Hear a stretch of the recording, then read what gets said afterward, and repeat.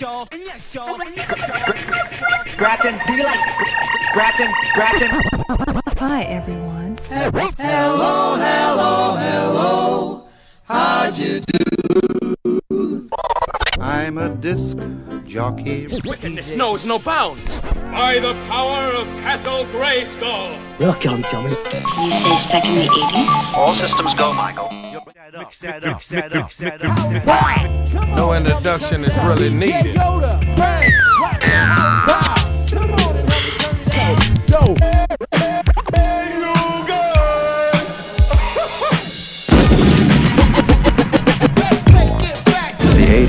80s.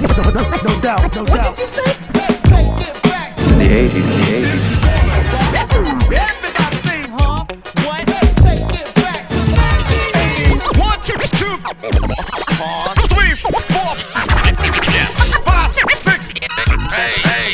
7, 8, 9. The year is 1980. 1, 1980. 2, 3, 4, 5, 6, 7, 8, 9. Your DJ. Power of the dark side.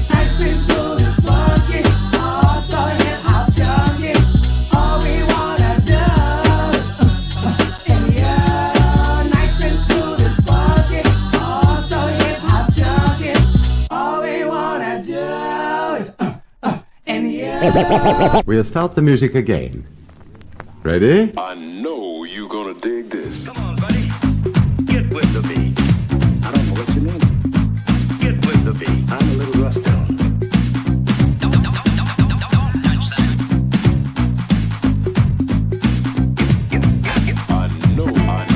I know you're gonna dig this.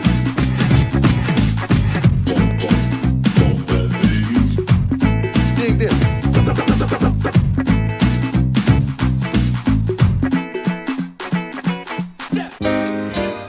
Number 5 is alive. Hey, gentlemen, let's broaden our minds. Lawrence. We're cutting it up. Cutting it up. Rap. Like this. Like this.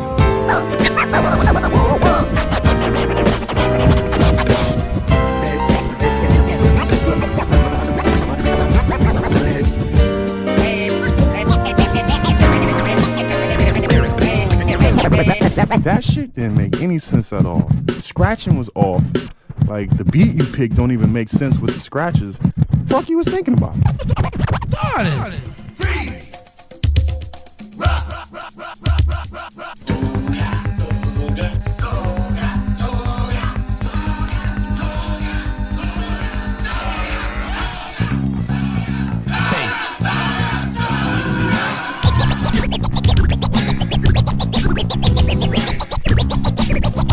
It's that horrifyingly helpful hound. Scooby-Doo. Vision, dreams of passion. And all the while I think of you. A very strange reaction. The more I see, the more I do. Baby. Tell your body to come along with white lines. Can't you see I'm burning?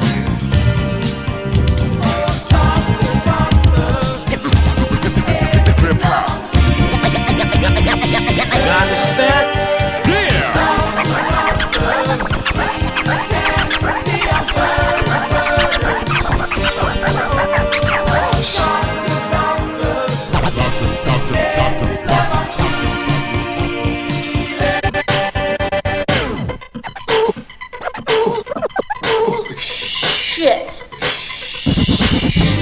Video production presents Reality Decoded 80s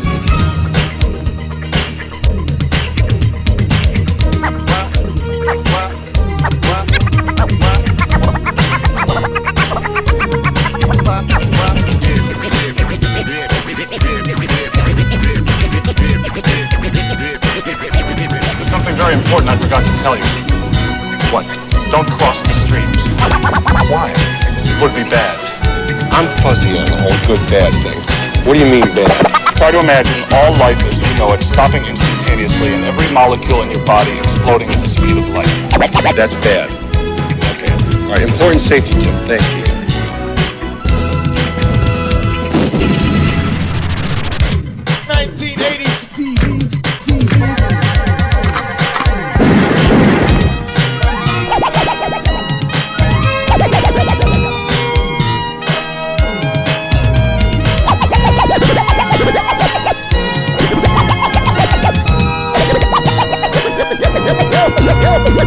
You're nothing but unorganized, grab-asking piece of amphibian shit! That's bad. Now then, before we're through tonight, everyone will know what Halloween should be. Scary! You don't,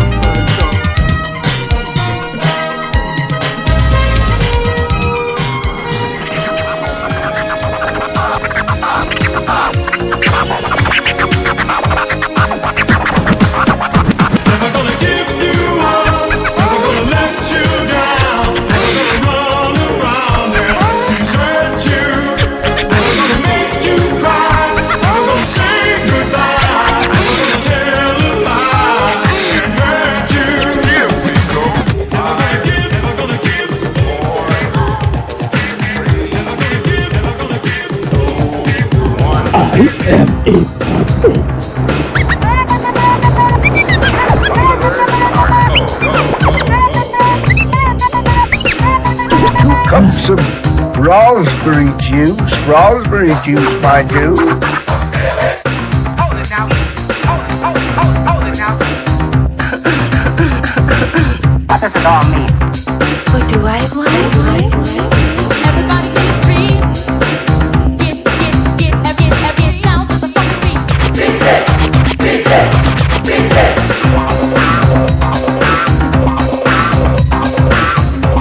10 years ago, a crack commando unit was sent to prison by a military court for a crime they didn't commit. These men promptly escaped from the maximum security stockade to the Los Angeles underground. Today, still wanted by the government, they survive as soldiers of fortune. If you have a problem, if no one else can help, and if you can find them, maybe you can hire the A-Team.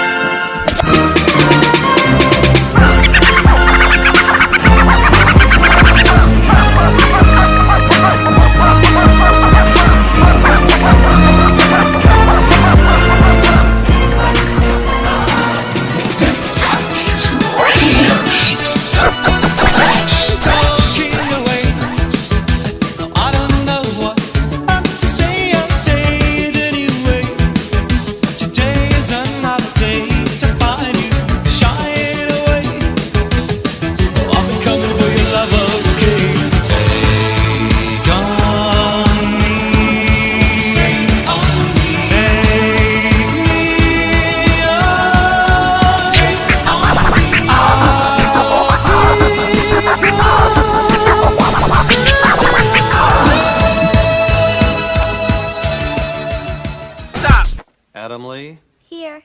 Adamowski. Adamson. Here. Adler. Here. Anderson. Anderson. Here. Bueller. Bueller. Sit, Ubu, sit. Good dog. Yeah,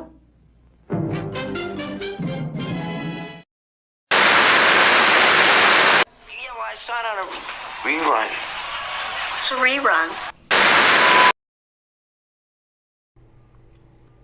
What is up? What is up? Welcome, welcome, one and all, everybody who has chosen to tune in to this evening's shit video production here at Reality Decoded, which, if you haven't guessed by yet, or haven't guessed already, I should hasten to add or correct myself. We are going back to the 80s, where we are looking at, oh my goodness, I forgot to set the thumbnail up. There we go. Weaponized Walkmans is going to be the topic of this evening's Reality Decoded rerun.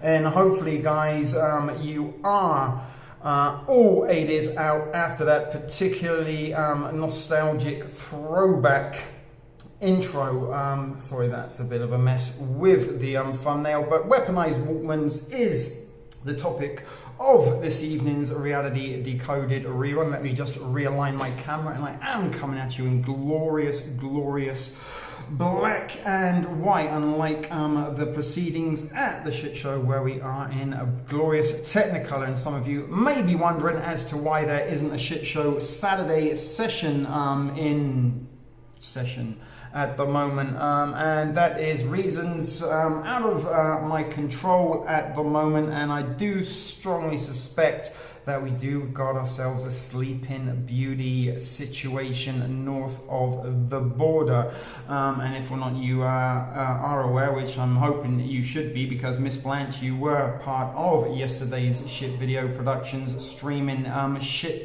what was it? Shit-tacular. I was going to call it shit-stravaganza, but it was a shit-tacular Friday of streaming over at the shit show, where we did nearly a 4-hour-long stream in the sort of late morning, early afternoon, and then of course we come back and did a 3.5-hour stream watching the storm unfold. And Miss Blanche, you were giving us, excuse me. Let me just disable my notifications on my phone. And of course, Miss Blanche, you were part of those proceedings. We had you as a guest caller, but if or not the shit show will be rolling tonight, I cannot tell you at the moment, and part of sort of an effort to maybe not disappoint some of you guys who was looking for a little slice of Shit Video Productions this Saturday evening. Lucky for you, I did have a rerun edited and ready to go, and it also gave me an excuse to actually finally premiere that 10-minute long extended special edition special 80s edition intro, and I hope you guys did enjoy that. I'm pretty sure Maiden Montana was shuffling her butt 80s style to some of those tunes. And who have we got? Break the Spell, Miss Blanche, James Malcolm, Kelly Keebs was here just a little while ago. She was the first regular offender through the door this evening. See, and we've got 8 already, which is quite remarkable for Reality Decoded return in views. But as you guys know, and as I've been telling you, is an 80s edition this evening. We are going to be looking at one of the most iconic 80s items that there could have possibly been, the Walkman. I had one, I'm pretty sure you guys had one, and we probably at the time thought absolutely nothing of it. Thought they were harmless instruments of entertainment that we were able to carry around portably with us everywhere we went and listen to our favorite tapes. And some of us may have even spent Saturday or Sunday evening next to the radio taping the top 20 records. As you know, we used to have on a Sunday night the top 20 countdown, and you could listen to the top 20 records, and we used to sit there and tape them and press pause and try to sort of get the record without the DJ speaking over the intro or any sort of radio announcements or you know, channel names that may have spoiled that, so that you would be able to have the latest hits that you could carry around on your Walkman. Now, not everybody was lucky enough to own a Sony brand name Walkman that they actually patented Walkman, but we associated pretty much any portable cassette player at the time as a Walkman. I missed Mrs. Blanche's calling. Well, you did, but lucky for you, you didn't, because you can always go back and rewatch that. And I know you are one that does watch it, catch up on the streams after the fact that they have streamed live. And a little bit what we are experimenting with here at Reality Decoded is sort of a little bit of an effort, and half-hearted effort, I must hasten to add, to reboot and reignite this channel, because it was very inactive for quite a long time. It's a little bit starting from scratch all over again. And you know, when you've had a sort of period of almost 2 years of being very sporadically active, your regular offenders find other places to offend. But lucky enough, some of those regular offenders have returned for this evening's presentation, as well as a few new regular offenders, and sometimes having some new regular offenders through the Shit Video Production Studios doors does give me the opportunity to rerun and represent some things that they may have not witnessed if they've only been subscribed to this channel a short while. And as networks sometimes often show reruns, I mean, goodness gracious me, if you've ever watched AMC,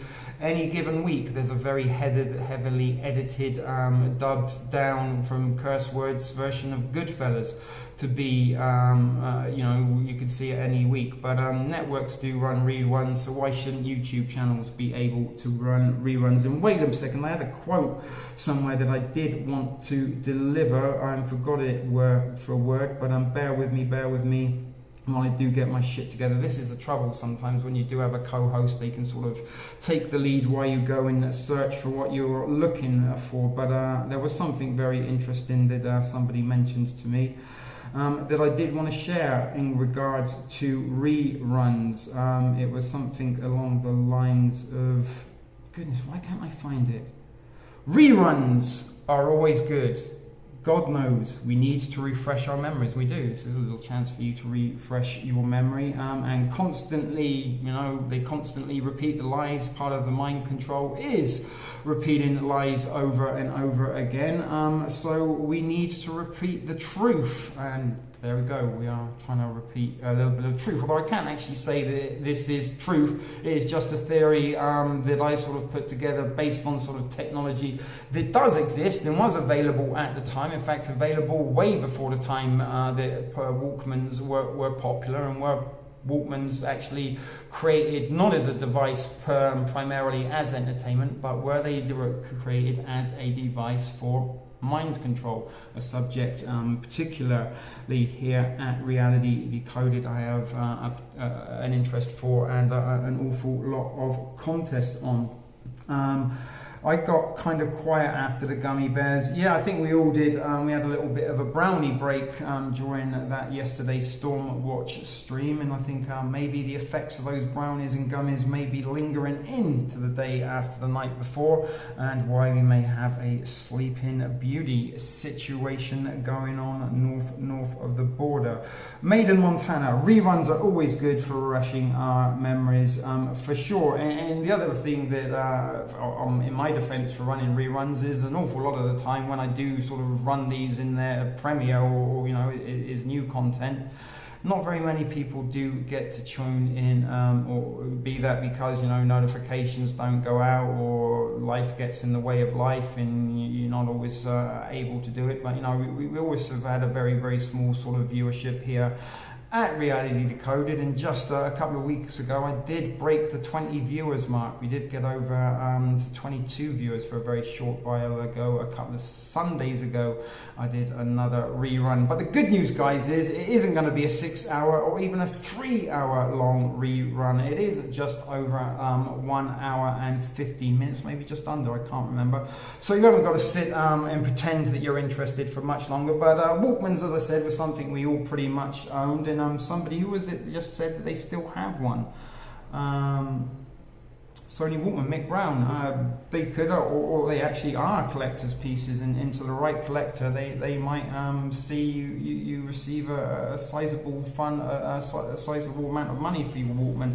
I actually still wish I had one. I had sort of quite a collection of Walkmans over the sort of many years. I got a little bit obsessed and sort of used to like collecting them just for the different sort of shapes and sizes or colors, but I never actually owned an official Sony Walkman. I think the closest I got was a Sanyo, but more often than not it was kind of like the Radio Shack brand sort of generic styles that were a lot cheaper than the brand names, but served a very, very you know, the same purpose.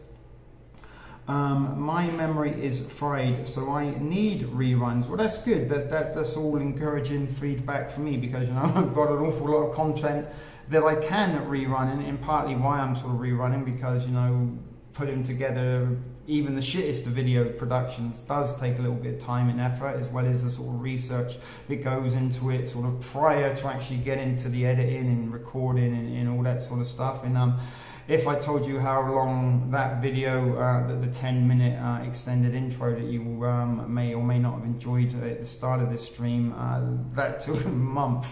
maybe more than a month to put together every single little tiny snippet of 80s nostalgia that I put in there. Had to be placed in that video one by one, and then trying to line up music and mix music with videos without a mixer, and yeah, it was good times. I enjoyed it, and I sort of figured at least if I can get to show it once, people have seen got to see the labor of my love, which it did. I put together 3-4 hour streams in less time than 10 minutes put together, but the purpose was to try and get everybody a little bit in the sort of 80s mindset, sort of jog a few memories that may have been forgotten with sights and sounds, and I did have a sort of intended plan that when I about a year ago I wanted to try and restart and get back into regular streaming here at Reality Decoded, and I thought nostalgia is a powerful tool. We got a lot of Gen Xers out there. Let's sort of do a series of 80s decoded streams, and I actually do have a couple of 80s decoded works in progress that I might get around to finishing too at some point. And the other sort of part of this sort of stream was to maybe sort of buy a little bit of time as I wait to see if I hear word from my co-host if or not we will be able to salvage a Saturday night stream at the shit show, or if not, we will be transforming that into a Sunday session for you tomorrow. And that was an awesome video, RD, by the way. Hopefully it's worth rewatching it. Just that was another sort of some purpose that I had in mind when I sort of put that intro together, that maybe people might just tune in and rewatch it just to catch the video again. And if you can, it's a little bit sort of like Where's Wally? How many 80s memories can you fit into 10 minutes, and how many of those 80s memories do you actually remember in sort of the sights and sounds of that decade, are ones that I still fondly appreciate in modern times. I don't think there has been an era other than the 80s that has provided such sort of feel good everything. The movies felt good, the music felt good, TV shows felt good, everything about the 80s it seems good. And I sort of believe at the dawn of the digital era, because this is when we started seeing things like Casio digital watches, the digital clock radios we kept by our beds, and Walkmans, as we're going to be looking deeper into tonight. But other than that, we started bringing Ataris and ColecoVisions into our homes, putting satellite dishes on our house to receive satellite TV, bringing cable receivers. We started bringing a lot more technology, and in particular transmitting devices into our household. And the Walkman, we always sort of wore wristwatches, but the Walkman was the sort of first wearable device that functioned not only as a music player or a radio, because some of them had a radio as well as a tape player, but it became a fashion accessory. It was a little bit of the precursor to these. You walk around today with people, they've still got their buds in, just like they did back in the 1980s. They're just not plugged into a Walkman. They're plugged into their cellular phone. But I do believe that, and we will look in this presentation at evidence and information that will support my beliefs and theories, that the headphones actually do complete a circuit, and your head is in the middle, and whatever circuit is being completed by the headphones, they can drill straight into your mind. And I think why in particular 80s music still to this day sounds good is because the frequency was set at the feel-good factor side of you can go up and you feel happy, you can go the other way and you can feel down and depressing.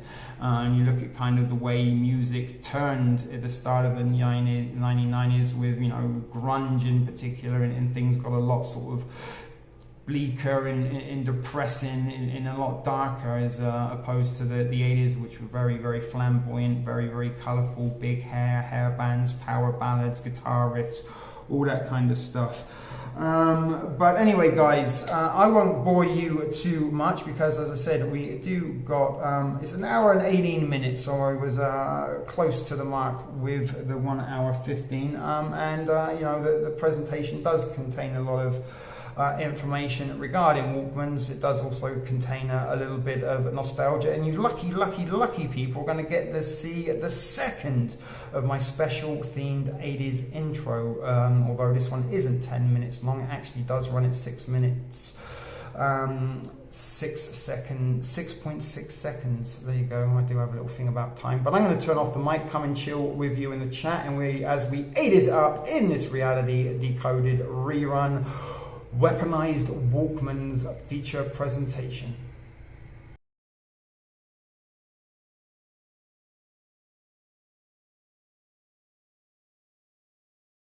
In a few moments, you will have an experience which will seem completely real. It will be the result of your subconscious fears transformed to your conscious awareness. It can be extremely harmful and result in severe trauma. You have 5 seconds to terminate this tape. 5, 4, 3,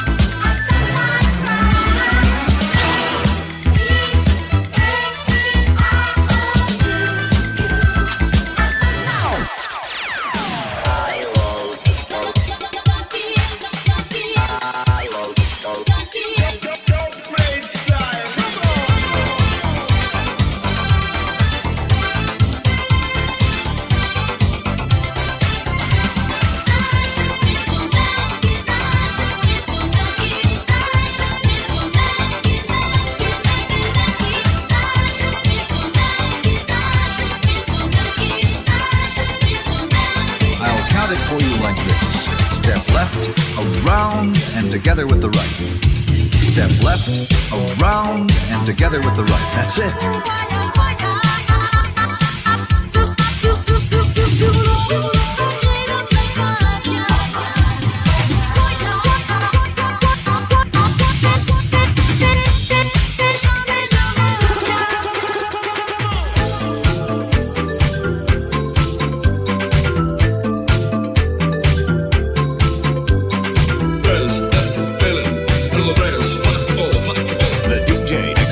Responsibility for the next record.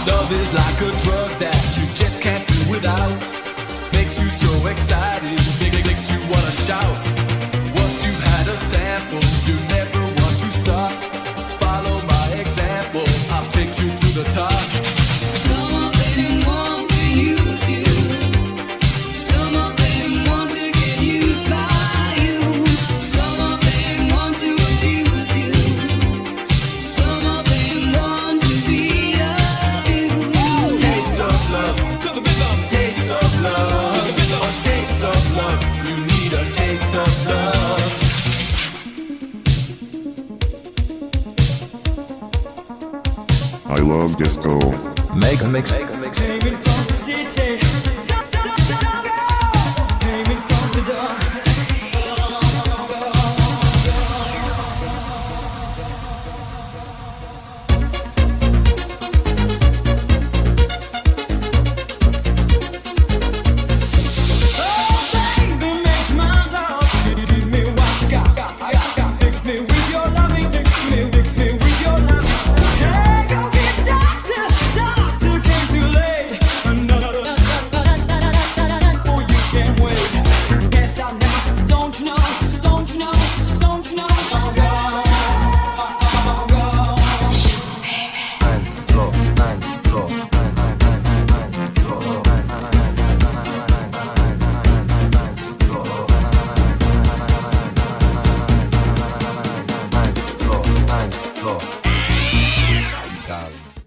That's it. Good luck. And keep on dancing.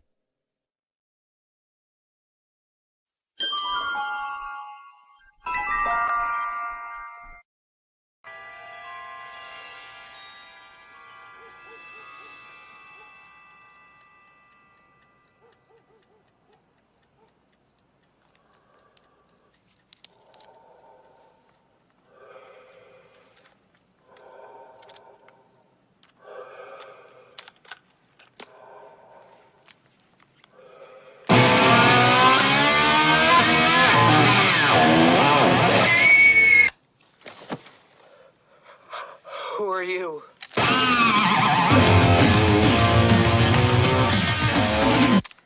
Silence, Earthling! My name is Darth Vader.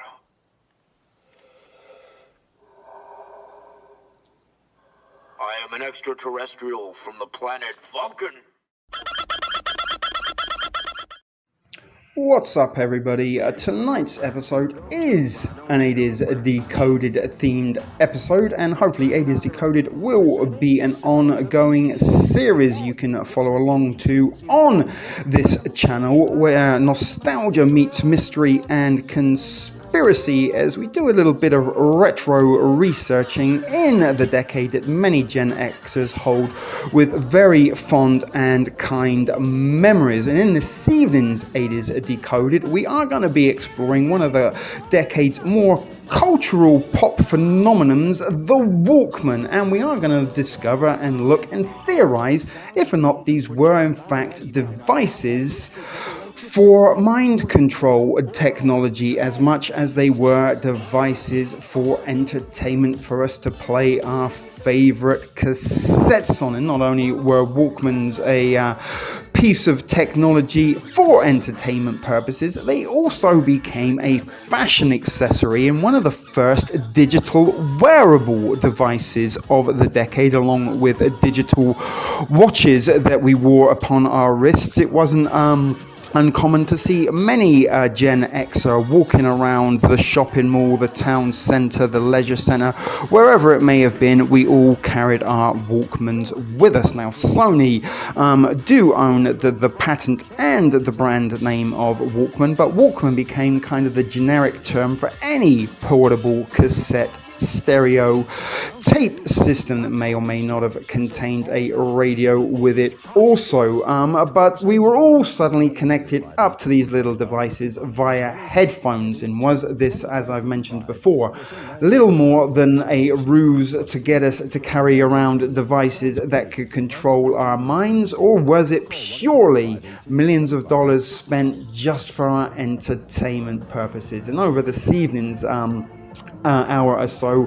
presentation, we will be exploring some retro research and looking at a couple of reports on mind control and frequency technology stroke weaponry, as well as the plausible and possible theory that was this technology contained in devices like Walkmans, boomboxes, ghetto blasters, and Atari consoles, things that we will be looking into in great depth in the coming future episodes of 80s Decoded. But tonight we are going to be concentrating solely on the Walkman, and we are going to theorize if or not these devices were in fact containing dual purpose technology. The dual purpose being the ability beyond just playing cassettes, but to be able to influence our thoughts, to change our behavior and moods, and encase us within an electromagnetic field at all given times that we were wearing them. And many times in the 1980s I fell asleep with my headphones around my neck, as many of you possibly did, and I never really went a day without carrying my Walkman with me wherever I went, be it on my BMX bike, be it at the amusement arcade, or be it on my way to school. And more often than not during lessons, like many Gen Xers, I was encased in the Walkman? And was this influencing my thoughts? Was it programming my mind? And was it in fact a mind control device that we willingly accepted and carried around with us? So stay tuned, guys, as we are going to step back into the 1980s and explore if or not Walkmans were weaponized. Stay tuned. Case, and most people just see an empty box. But Sony saw something quite different.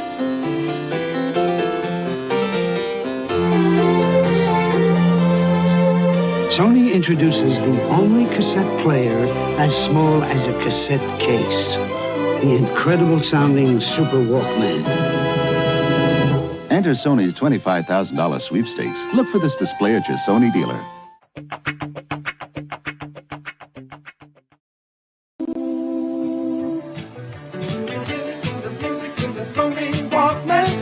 Feel the music with the Sony Walkman. The Sony Walkman is a tiny stereo cassette player with truly incredible sound. You really feel the music, you really feel it. You really feel the music. Put on a Walkman and see the world in a whole new light. Sony Walkman. The Walkman from Sony, the one.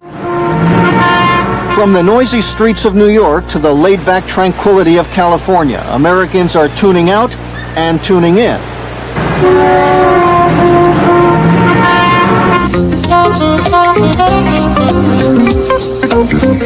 It's the latest fad, tiny stereo cassette players with featherweight headphones.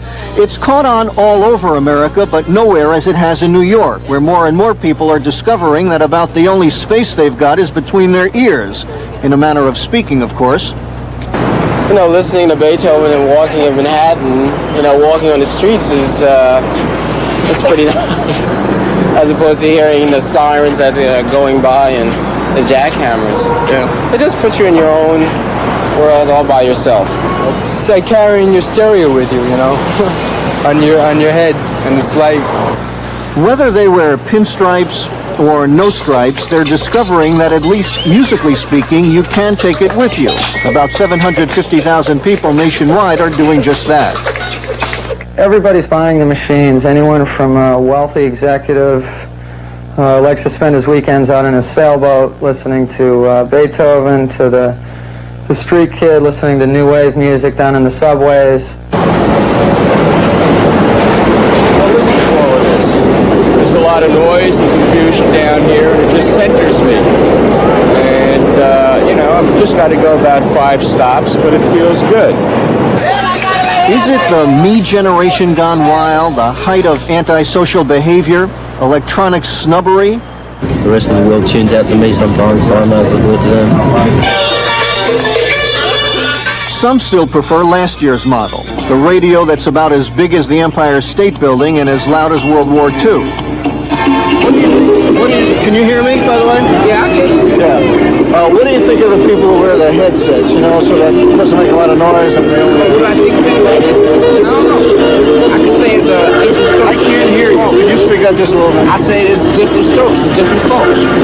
Different strokes indeed. In the midst of this serenade, there developed one of those mellow happenings that exemplify the sophistication for which New York is so admired. You bother a lot of people with that? No. Bother me? Bothers the hell out of me. I think you're invading my life space with that damn thing. Yeah, you are, really. Not only mine, but everybody else around here. I ask everybody here, isn't this ridiculous? It's nice to know that music can bring serenity to people, that music hath charms to soothe the savage breast. It's really quite comforting. I can't take it anymore. I've had it up to here. I can't take it anymore. Life is but a dream. Thank you. Mark Goldberg, CBS News, New York. But this system does have its limitations. Anyone can turn off the propaganda by turning off their radio or television. The ultimate weapon in the info war would be so secret, so invisible, so undetectable, you would never know your mind was under attack.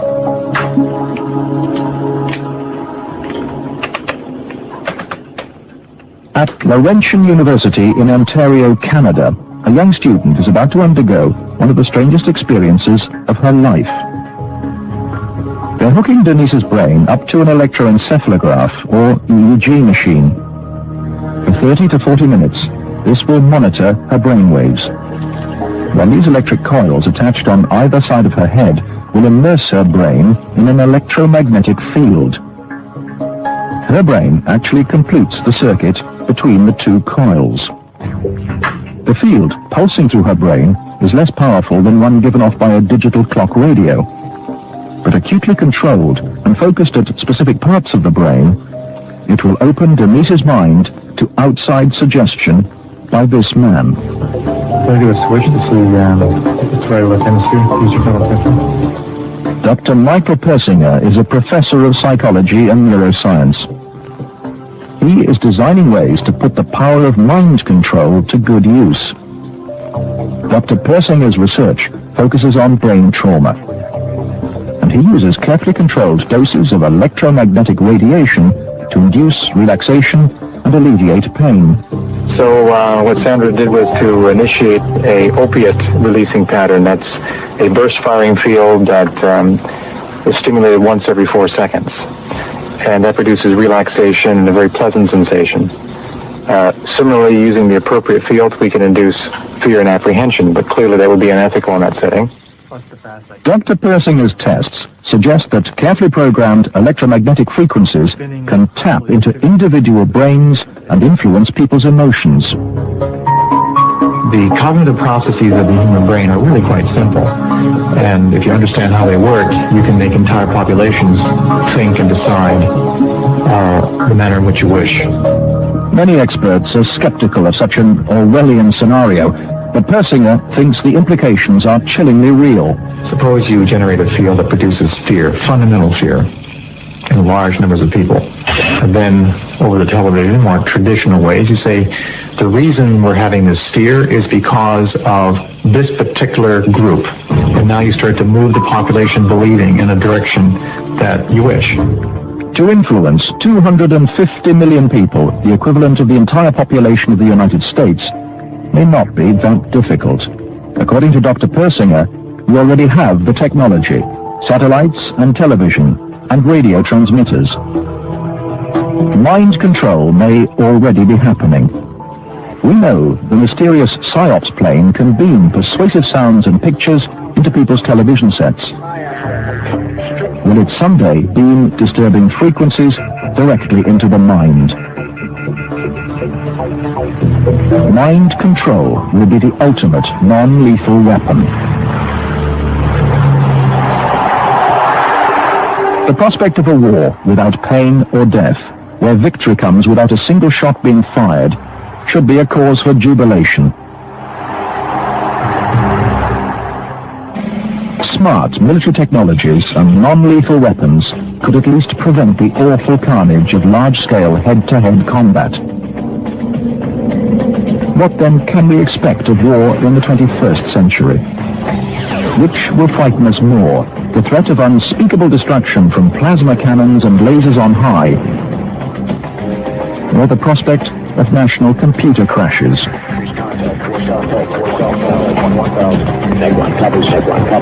Paradoxically, the promise of truly bloodless war may come only with the most devastating weapon of all.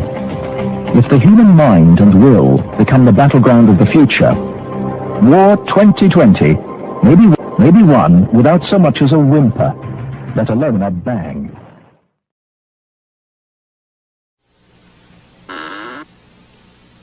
What time you go to sleep is your business. What time you wake up is Panasonic's. Panasonic introduces its electronic clock radios. A gentle chirp, silent, easy-to-read numbers, a doze button, and of course, beautiful AM and FM. What time you wake up is my business. Ours too. Panasonic electronic clock radios and digital clock radios. Why did you watch it, Max? Business reasons. Sure. What about the other reasons?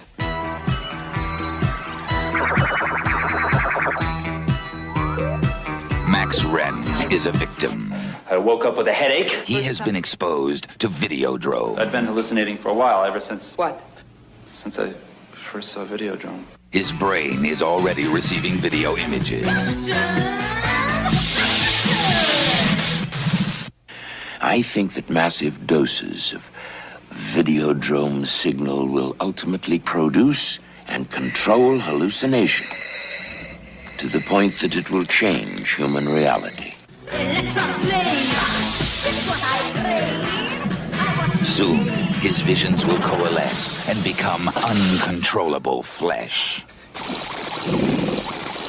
Videodrome is seducing Max Wren. Please, come to me now. Come to Nikki. And Max Wren can do nothing to stop it. What makes you think I need help? None of our test subjects has returned to normality. Television can change your mind. Videodrome will change your body. Long live the new flesh. It will shatter your reality.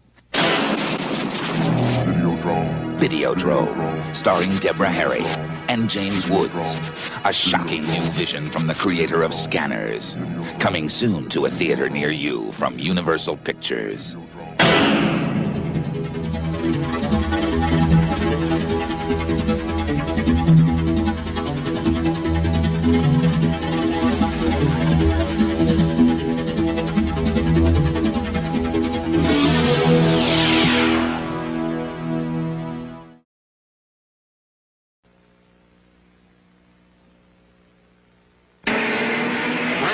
Was a science fiction movie about a device which electronically injected thoughts into the human mind. In this scene, the mind control machine projects images into the brain of the chief scientist through an electrode headset. The scientist then finds himself experiencing the thoughts of a wild truck ride.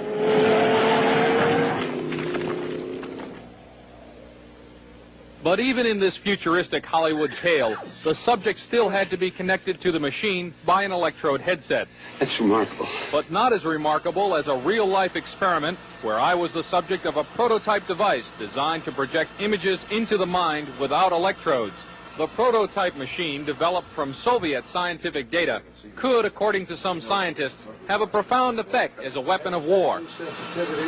Electronic mind control research is not new. A scientific milestone in this area came in the 1960s, when Dr. Jose Delgado demonstrated remote control over a charging bull. By connecting a radio antenna to electrodes inserted into the bull's brain, Delgado proved that the animal's aggressive impulses could be thwarted by electronically manipulating the bull's muscle reflexes. Do you realize the fantastic possibilities if from the outside we could modify the inside? Could we give messages to the inside? But the beauty is that now we are not using electrodes. In recent years, Delgado has shown that the behavior of monkeys can be altered using low-power, pulsating magnetic fields. But in these experiments, there were no antenna implants. Any function in the brain, emotions, intellect, personality, well, could be perhaps modified by this non-invasive technology. Delgado's research has so far been limited to animals. But in the Soviet Union, a radio frequency, or RF device, has been used for over 30 years to manipulate the moods of mental patients. It's called a LIDA machine. It radiates pulses of radio frequency energy, as well as light, sound, and heat. The pulse rate is in the extremely low frequency range, between 0 and 100 pulses per second. Dr. Ross 80 is the top researcher at the Veterans Administration Hospital in Loma Linda, California. He has been investigating the effects of the LIDA machine. Now, what do the Soviets use this machine for? Well, they don't use it anymore. We should be very clear that this is a machine which is regarded by them as somewhat obsolete technologically. This scientist, who did not want his identity revealed, is employed by the U.S. government and has done secret RF weapons research. He believes that tests done with the LIDA and similar machines prove that humans are susceptible to remote alterations of mood and awareness. Certain kinds of weak electromagnetic signals work exactly like drugs. And so the promise is that anything you can do with drugs, you could do with the right electromagnetic signals. Apparently, there are specific sites involved, specific functions involved. It's a matter of matching up, just like it is with a pill or a drug, to cause and effect. You could have a cause and effect relationship between a magnetic field and a biological function.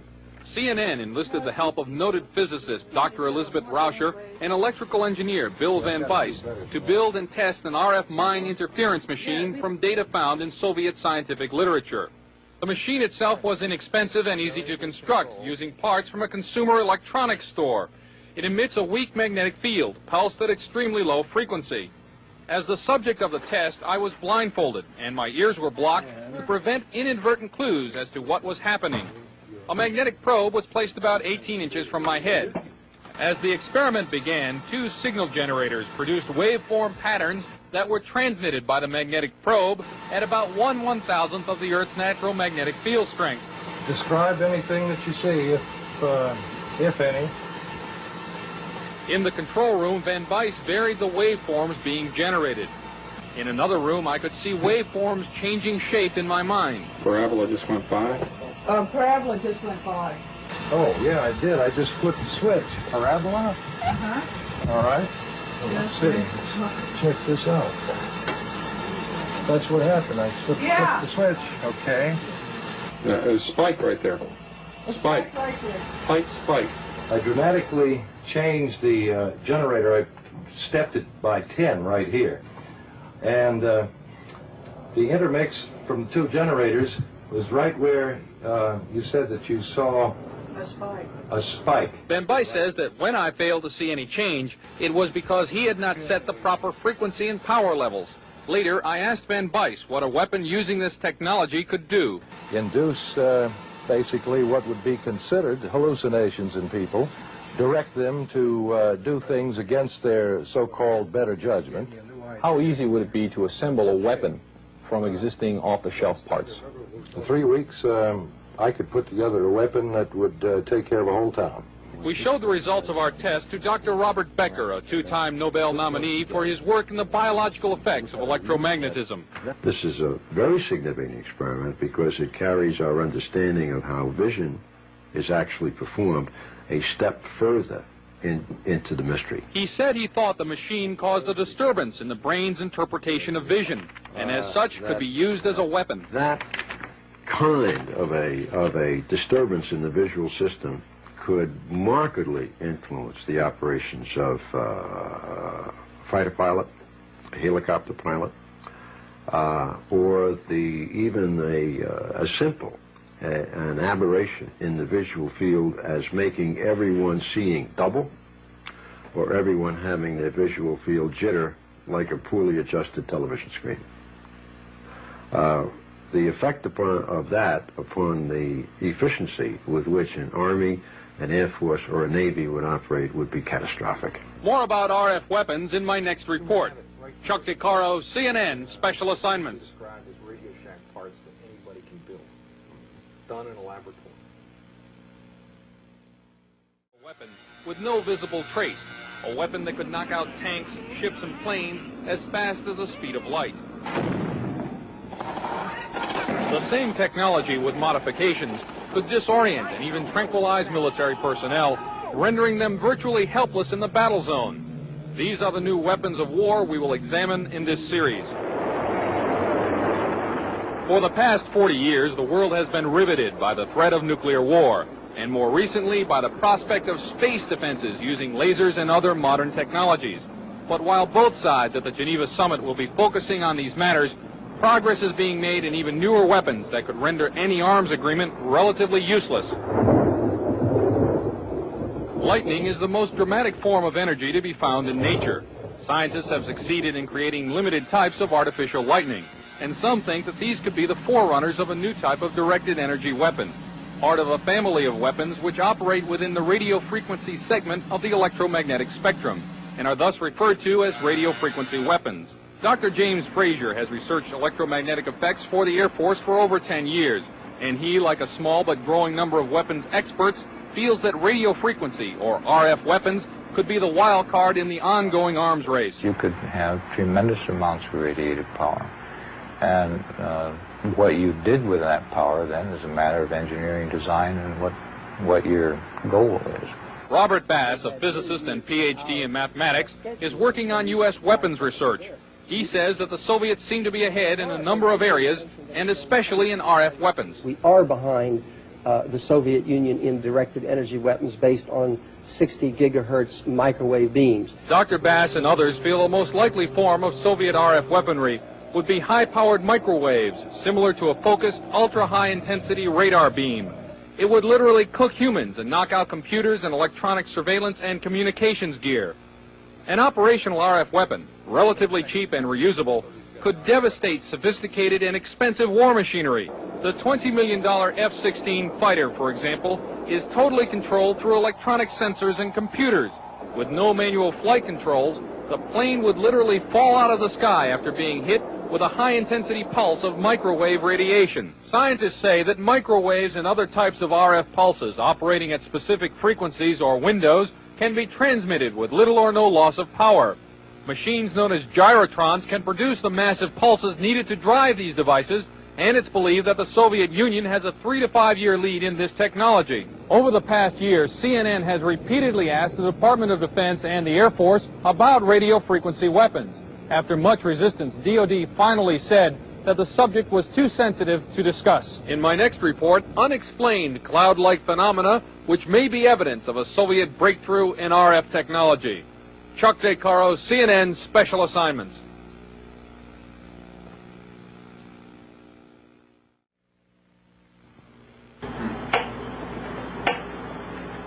This is a Soviet LiDAR machine. It broadcast by a number of high-powered radio transmitters operating deep in the Soviet Union since July 4th, 1976.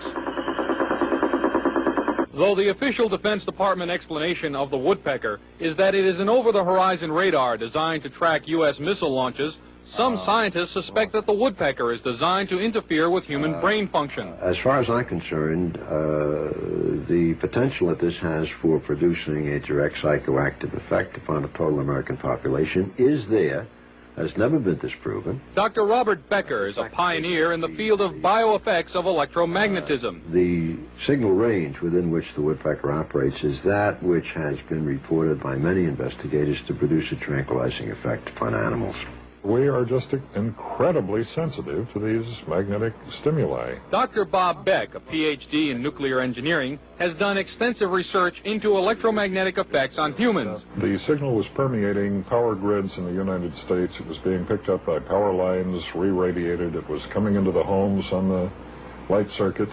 I was surprised after coming here that the influence of electromagnetic fields was almost completely ignored here. Dr. Larissa Valenskaya was heavily involved in Soviet electromagnetic research before being allowed to emigrate to the United States. She told CNN about Soviet research in electromagnetic effects. They demonstrated theoretically and also demonstrated experimentally that low frequency, low energy electromagnetic fields also can possess biological efficiency because any field not only carries energy but also carries information. She stated that the research was carried out on orders from the Soviet government. Of course, the military were extremely interested in this potential of remote influence. Is the United States military working in the field of electronic mind control? Officially, the Department of Defense will not comment because the subject area is, quote, too sensitive. But CNN has learned from this government scientist who did not want to be identified that a Navy laboratory conducted research into the use of an RF device for counterterrorism and special operations. It's possible to entrain a certain percentage of a population, apparently, with weak magnetic fields. The study also showed that RF signals could dissolve certain types of rat brain cells at a distance, causing disorientation and nausea. According to the scientist, even though the program was successful, the government never followed up on it. Dr. James Frazier did electromagnetic research for the U.S. Air Force for many years. At one time, he proposed a battlefield RF weapons system. You could make an antenna that would be carryable by a helicopter, and that this could be expected to produce a wide variety of symptoms, actually, by humans who happen to be standing in the beam. According to Dr. Fraser, the Air Force never followed up. At Lawrence Livermore Laboratory, another RF weapons concept is nicknamed the brain bomb. According to the book Star Warriors, the brain bomb would focus a nuclear blast into a huge pulse of low-frequency RF energy that would stun huge numbers of troops. Apparently, it too has not yet been funded. The Department of Defense will not comment about Soviet RF weapons, or if American RF weapons development is going forward. However, experts interviewed by CNN say that the Soviets are apparently ahead and could exploit that lead in a surprise strategic move, a move that could have grave consequences for the United States. From Washington, this is Chuck DeCaro, CNN Special Assignments.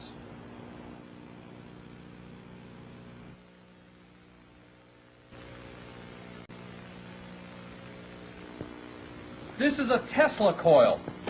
It was invented some 90 years ago, but now a growing number of experts in the United States feel that it may form the basis of a new generation of Soviet weapons.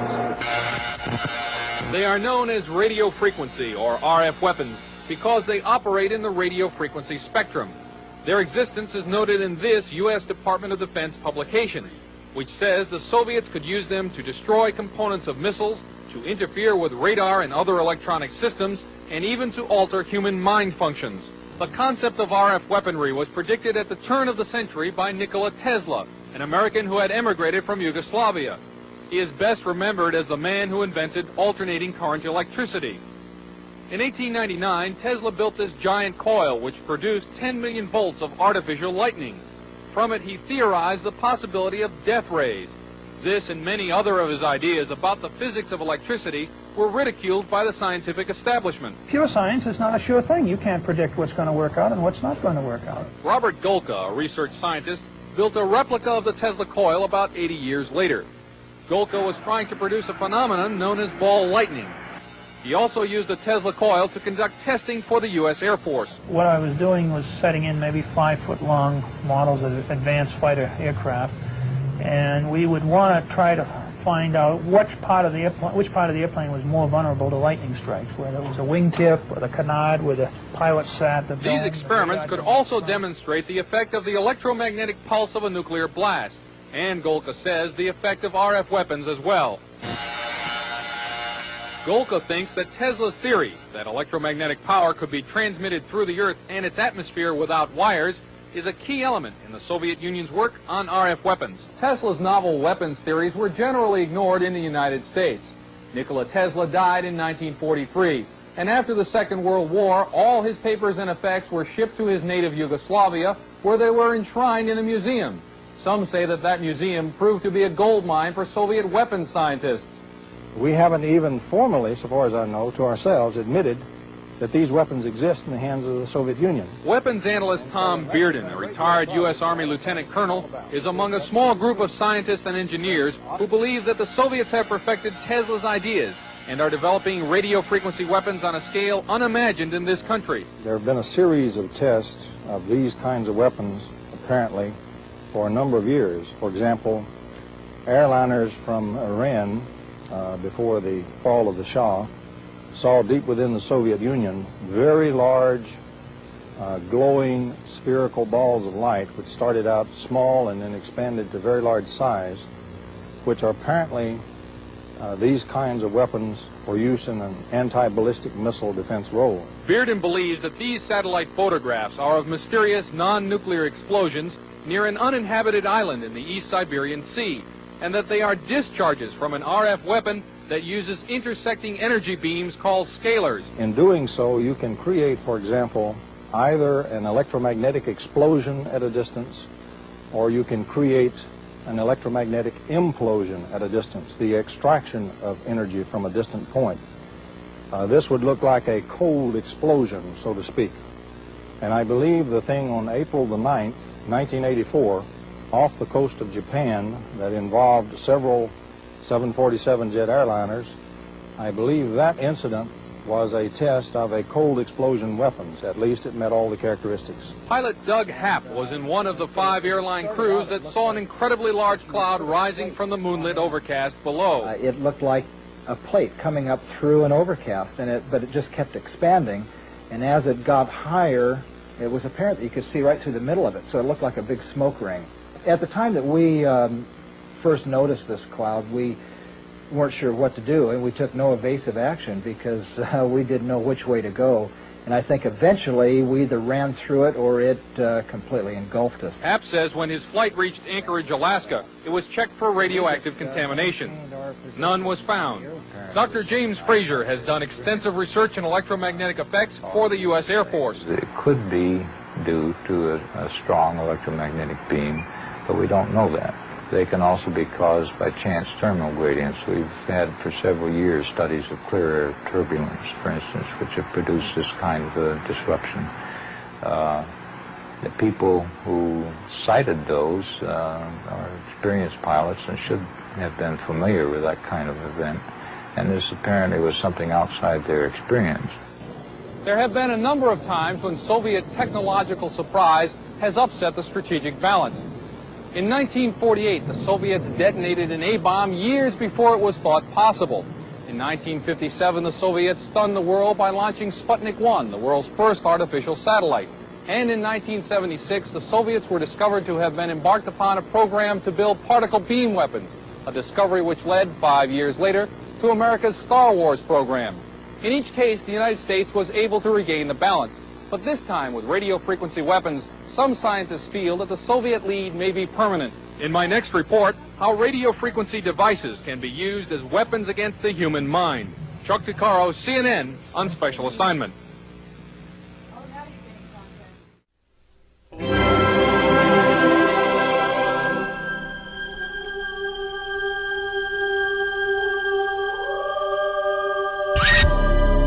Suppose it were possible to transfer from one mind to another the experience of another person. Hey, there it is. Any person, any experience. I'm telling you, it works. Test, sound, taste? Everything, Smell? everything, 100%. In fact, better.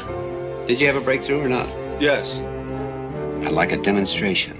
Knock my socks off.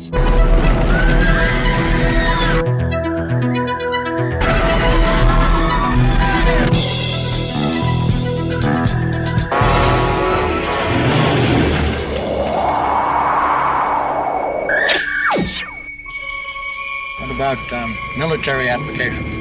Wide open. Missile guidance, that kind of thing? They're going to be able to plug right into the old noodle. I made that for you. What is it? It's me.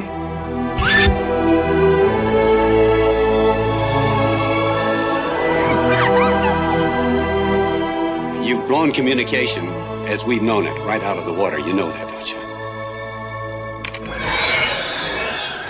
So something happened to me. It was more than just a sexual fantasy. It was a feeling I had.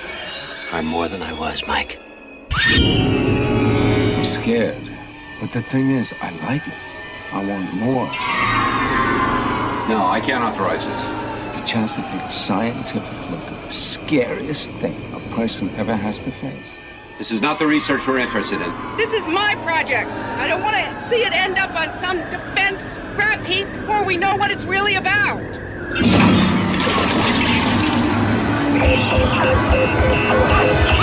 I want these personal experiments stopped. I told you I want to play it out. Nobody plays that tape.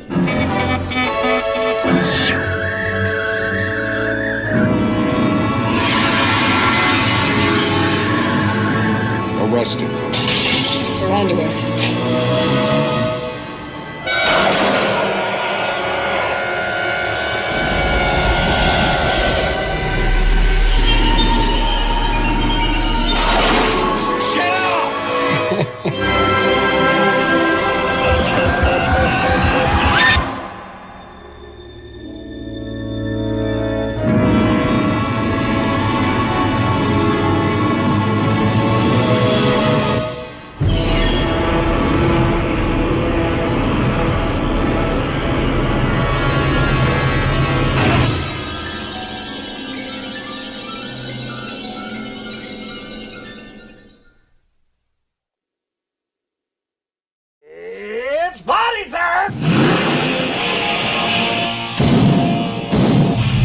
Rock and roll will never die.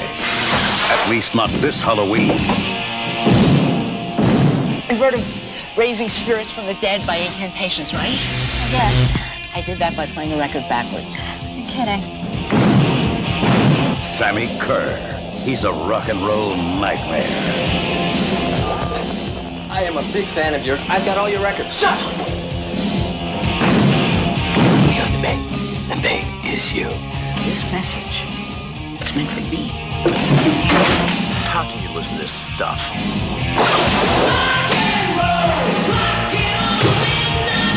Shut it off! Shut it off!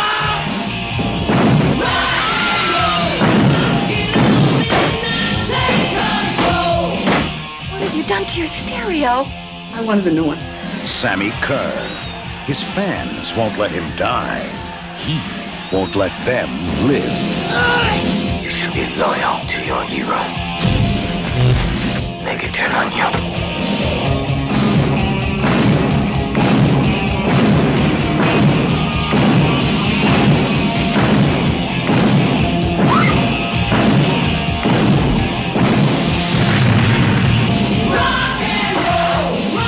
Trick or treat. Looks like we better check out the party punch.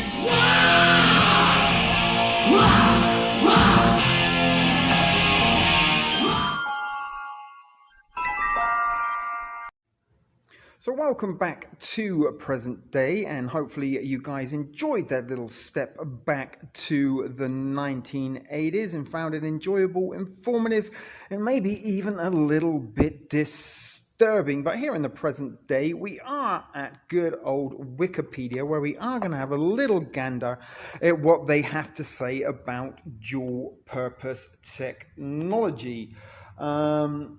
And in politics, diplomacy, and export control, dual use refers to technology that can be used for both peaceful and military aims. And was the Walkman a dual-purpose piece of technology for mind control, a transmitter for radio frequencies, and the headphones, the device to encase our brains in an electromagnetic field? And from what we just saw from TV back in the 1980s and movies, you decide if or not they were. I'm not telling you they are, I'm just giving you the information to make and formulate your own speakings. But back to Wikipedia. More generally speaking, dual use can also refer to any technology which can satisfy more than one goal at any given time. This expansive technologies that would otherwise benefit only civilian commercial interests that can also be used to serve military purposes if they are not otherwise engaged. And such as the global positioning system as an example that they give there. And we also heard about smart technology back in 1981 being used by the military, and it is smart technology, self-monitoring, advanced research technology. The technology that we carry around in our cellular devices was militarized, as was Motorola's walkie-talkies and handsets back in WW2. But the dual-use dilemma was first noted by the discovery at the process for synthesizing and mass-producing ammonia, which revolutionized agriculture with modern fertilizer, but also led to the creation of chemical weapons during the above-mentioned World War II. Actually, that's World War I, so I'm seeing a little bit of double vision. Maybe that's the effects of radio frequency being emitted from my cellular device that I'm being used to record this presentation on. But the dilemma has long been known in chemistry and physics and has led to international conventions and treaties, including chemical weapons conventions and the Treaty on Non-Proliferation of nuclear weapons. But we're going to look here at artificial intelligence before we move on and look at some patents for mind control technology. But artificial intelligence is housed within the cellular devices. It also could or could not be transmitters for radio frequencies and electromagnetic fields. It could or could not be influencing our mind, controlling our thoughts, moods, and behaviors. But as more advancements are made towards artificial intelligence, it gains more and more attention on its capability as dual-use technology and the security risks it may pose. Artificial intelligence can be applied within many different fields and can easily be integrated throughout current technology. Was this current technology of the 80s, the Walkman? Was this integrated with mind control transmitters that could emit frequencies that could turn us into radio-controlled humans and project images into our minds, just as we saw in the movies Brainstorm and Videodrome? But with the use of artificial intelligence technology, this has become capable of running multiple algorithms that could solve difficult problems, from detecting anomalies in samples during MRI scans to providing surveillance of an entire country's residents. And within China's mass surveillance, the government uses artificial intelligence in order to distinguish citizens with less than satisfactory records among crowds, using technology like facial recognition. All you anti-maskers out there might want to take that into consideration, because if they are creating databases on the non-compliance, then you've made yourself quite a visible target. Excuse me for that little glitch there.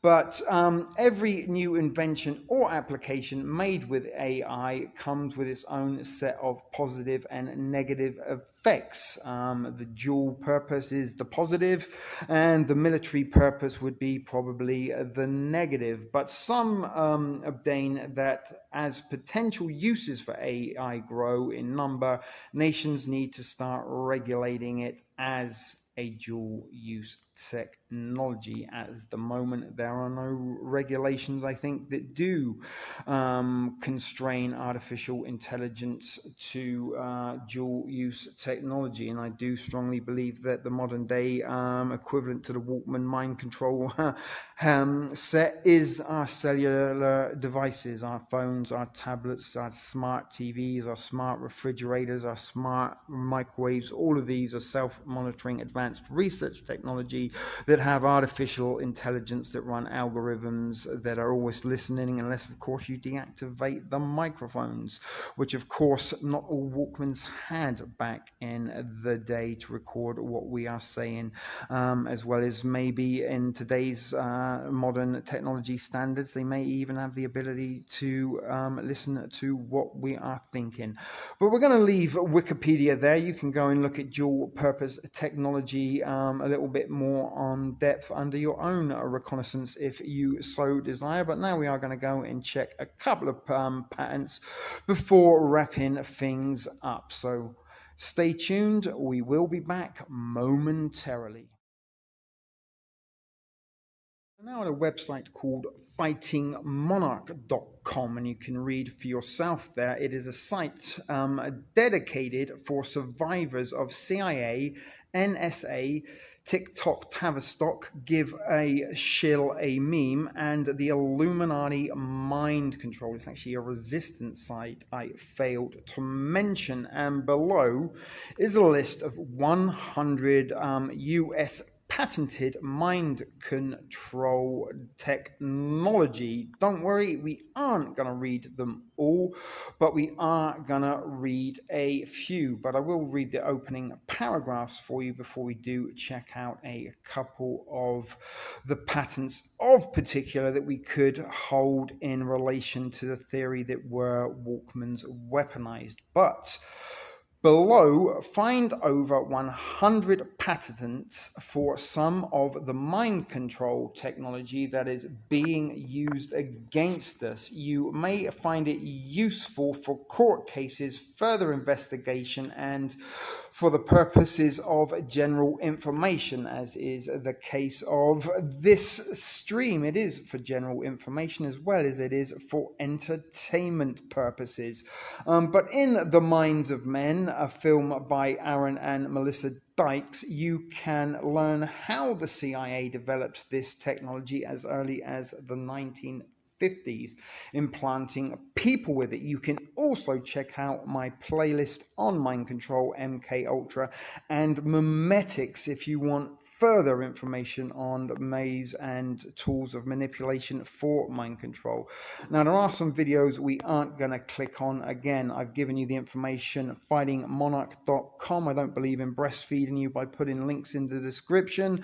You can follow your own research, and I've already given you the information you need to type into the search engine of your choice to find yourself at this page for your own further investigation. But Gwen, ground wave emergency network system, there are some examples of things you and I have probably seen and encountered on a daily basis in these tools for mind control. Stuff for another day. Today we are concentrating on Walkmans, but attached below are some links to articles on the applications of this technology and how to spot it and fight back. They also make some mention towards chemtrails and stuff we are being sprayed with. But as I said, if you want to read this for yourself, fightingmonarch.com once again is the name of the website you can search for on your own. And there were the aforementioned chemtrails. But moving down, many, well, there's over 100 here, but lots and lots of patents here for mind control devices, and this is one in particular. Don't worry, we're not going to click on the link to read it all. We're just going to read a brief description of what it is. The Silent Subliminal Representation System, US patent number US 5159703. The inventor and assignee was Oliver M. Lowry, and a silent communication system in which non-neural carriers in the very low or very high audio frequency range or in adjacent ultrasonic frequency spectrum are amplitude or frequency modulated with the desired intelligence and propagated acoustically or vibrationally for the inducement into the brain, typically through the use of either loudspeakers, earphones, as was the case with the Walkman, or that word that I cannot read, piezo, you read it for yourself, transducers. The modulated carriers may be transmitted directly in real time or may be conveniently recorded and stored on mechanical, magnetic or optical media for future views. And tapes were mechanical, magnetic ways to listen to music that we plugged into our Walkmans and then plugged in the headphones and put them on to our head. So US patent number US 5159703, the silent subliminal representation system, is something you should check out if you do come to Fighting Monarch on your own devices a little bit deeper to find out exactly what this does. Very, very disturbing. But a brief description. Imagine you were a secret agent that was plucked out of a bunch of others to carry out a very secret covert operation. Rather than giving you a message that would self-destruct in 5 seconds, they could literally plug you into the headphones and send the presentation of all your information and protocols for that mission directly to the brain and then erase them when you return. And you can click the link there to look deeper if you do so choose to. Moving on, there's one more we are gonna look at before we get to starting to wrap things up. There's one there. Look for some glasses that you wear around your ears. We have smart glasses nowadays. Is this the one I'm looking for? No. Bear with me, guys. Sorry, I should have probably paused and come straight to it. But here it is. Okay, so there is a little diagram of somebody with their ears plugged into a device on the back of their neck. And this one is called the apparatus for electric stimulation of auditory nerves of a human being, and the US patent number is 5922016. The inventors and assignees are Irwin and Ingenberg Holtzman. And this is the apparatus for electric simulation and diagnostics of auditory nerves of a human being. And the example given is for determination of sensation level. Most comfortable level and uncomfortable level. Why they'd want to know what your uncomfortable levels were, unless it was for nefarious purposes, I wonder why.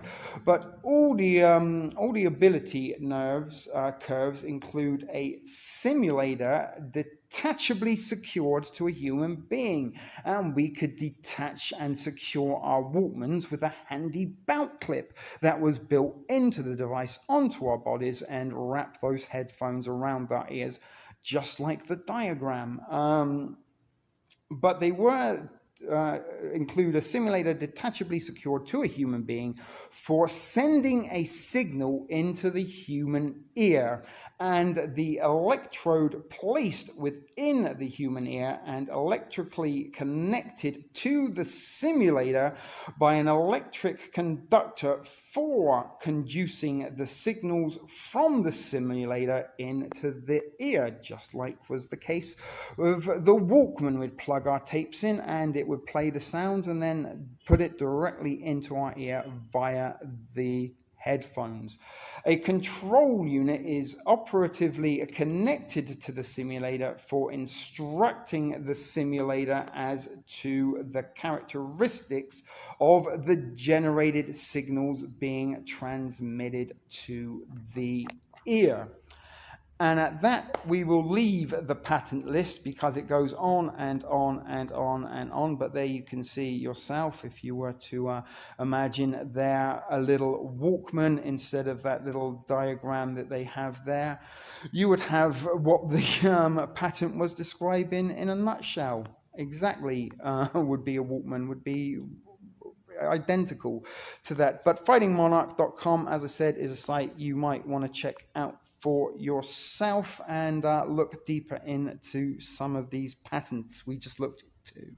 Of them, there are another 98, and many of these patents in this technology, I believe, are housed within many of the devices that we have brought into our homes since the 1980s and seem to be piling on top of each other in contemporary times.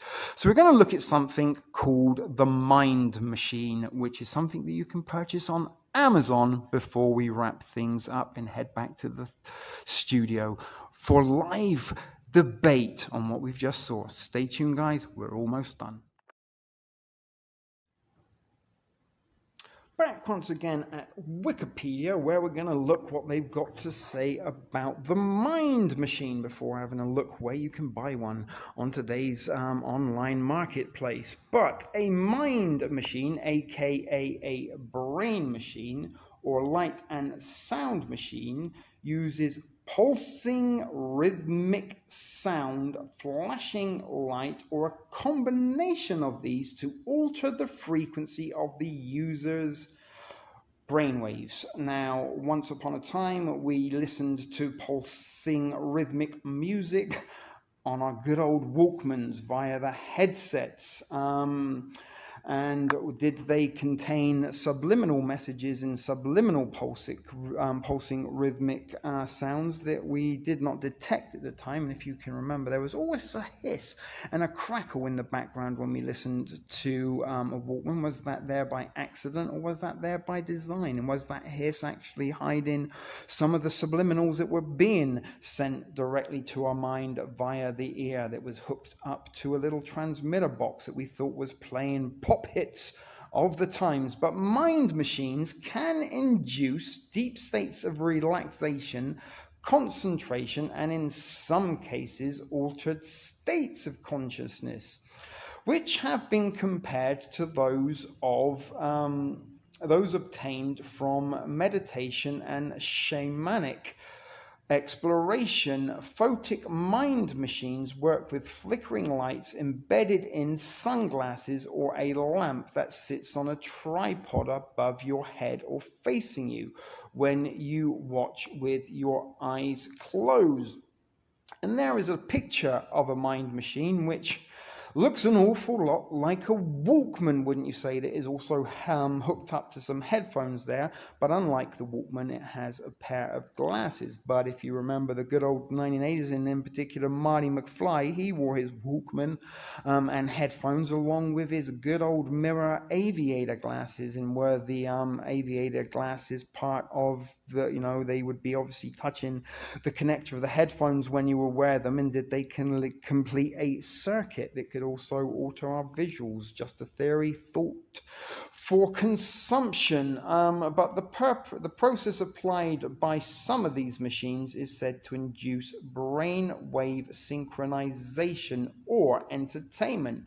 That being said, with the dual purpose technology, it could also induce frantic panic type symptoms, as well as an unrelaxed state of mind. But a history of the brain machine, the influence of rhythmic sounds and drums. Again, music of the 80s had rhythmic sounds and drums to enter altered states of consciousness, is used by different indigenous tribes. See shamanic music, as well as optical simulation produced by the flickering light of campfires or pressing lightly on the eyeballs. This stroboscopic photo simulation produces photonic driving, the alpha type of brain electrical activity associated with an altered state in which people are susceptible to suggestion. And that is the important part to remember: susceptible to suggestion. So we'll be put into a trance-like relaxed state of mindset, so that mind then could be so much more susceptible to suggestions, whatever those suggestions may or may not be. But the first scientific observation were made by William Charles Wells in the 1790s, guys. So this was back in the 1790s.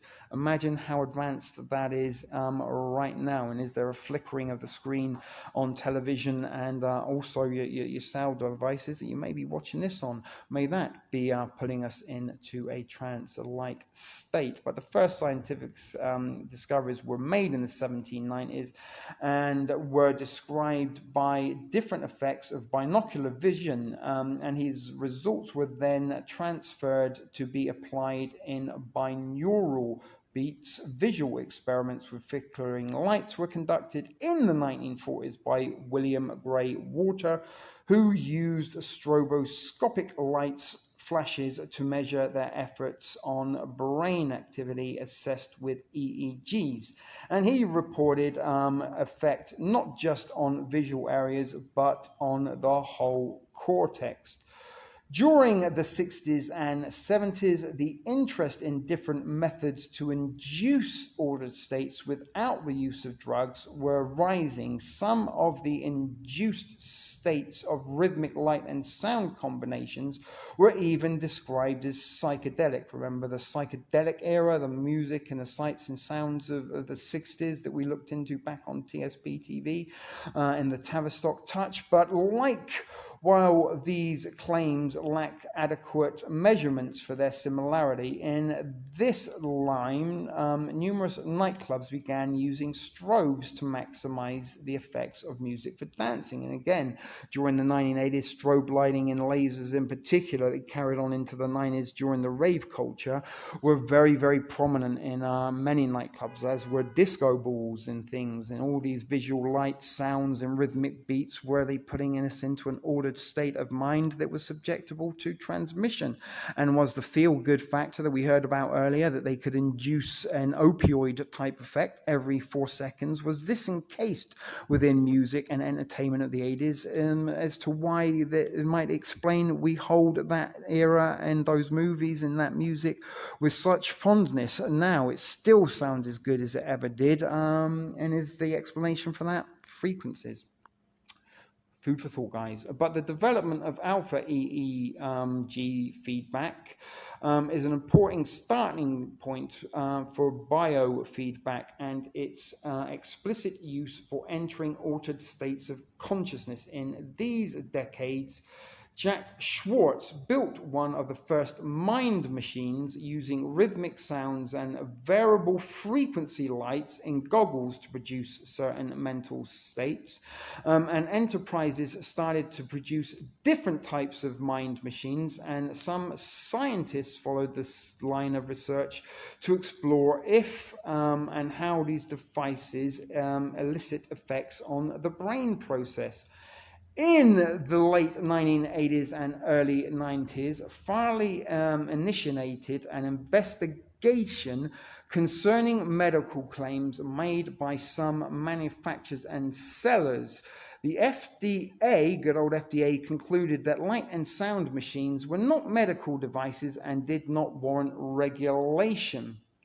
Sellers and manufacturers were given guidelines for how they could advertise these devices and were required to include a disclaimer and cautionary document with each machine. Nowadays, mind machines are rediscovered by some teenage cultures as so-called digital drugs, a legal way to enter altered states of consciousness. And youngsters today are being molded to accept the digital era that is due to come, where we're probably constantly hooked up to the internet via devices that we will either be plugging into our ears, wearing on our wrists, or maybe having implanted into our body. So we will just chuck out a couple of mind machines that you can buy before wrapping this up, guys. And if or not you're starting to think for yourselves that yes, there is a strong chance that quite possibly Walkmans were devices for mind control, by this conclusion of this evening's 80s Decoded presentation on weaponized Walkmans. So stay tuned, guys. We are nearly done, and we will be back live in the studio very, very soon. Here we are at Google, which is a website I hardly ever use for my researching purposes. However, when I want to find out what they want us to be looking at, what they want us to be buying, and what they want us to be knowing, it is over to a good old Google that I come to do my searching. And here you can see in the search bar I've typed mind machine. And in the all section, it doesn't give us any articles other than the Wikipedia one, which we will just read there. A light and sound machine with headphones and strobe light goggles. A mind machine, aka brain machine or light and sound machine, uses pulsing rhythmic sound, which we just read. But straight away, mind machine at Amazon.com, and there are a few examples that you can buy, and results 1 to 48 of 30,000 plus. Mind Alive David Delight Plus with white light LED glasses, best light and sound mind machines for brain training, meditation, yada yada, whoopty woo, array, say, Mind Place Pro Kion AVS system, light and sound meditation mind. So we will look at this. It is at Amazon here. And guys, what am I telling you? What are you seeing? How much does that look like a good old 1980s Walkman to you? Because it certainly doesn't look that dissimilar to me. And again, glasses were a very popular thing. I wear my sunglasses at night. Back in the 1980s, many people wore sunglasses along with their Walkmans. However, it is currently unavailable, but you can see some similar items if you desire, and here is a bunch of them at the bottom. Some of those look a little bit more like MP3 players than they do Walkmans, but I did want to show you that one because, seriously, tell me that isn't a Walkman. It also looks a little bit like it could be Soundwave from the Transformers, the color scheme. But that's it, guys. Let's just go back and look just how many more results. Look, you can go over to YouTube there and watch the best mind machines in 2020, 2019. So these things have been around for a while. And were they around long before they were made popular on online shopping sites? Were they, unbeknownst to us, devices that we already had back in the 1980s? And were they, in fact, mind control machines in disguise of tape players? But as you can see, there's an awful lot on brain machines there if you want to search more on your own. So that is it, guys. This concludes Weaponized Walkmans. Hopefully you found it informative, enjoyable, and entertaining. We will see you in just a few seconds back in the studio for live debate on what we just saw. Hopefully some of you were paying attention enough to contribute and fuel that debate.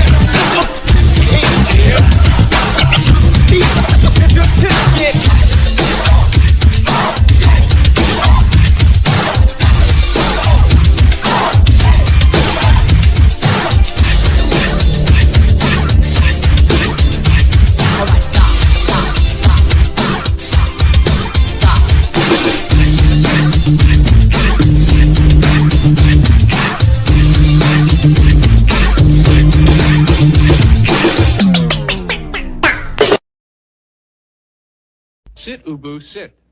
Good dog. In a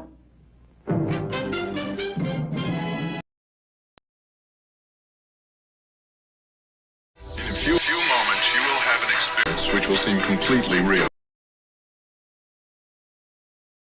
Welcome back, guys. We're not going to watch that anymore. Don't even know how that got on to the end of that pre-recorded presentation on weaponized Walkmans. Let me reactivate my camera and I'm back at you. Welcome, guys. Says we've got 12 watching, which is a good return on viewership. Hold on a second.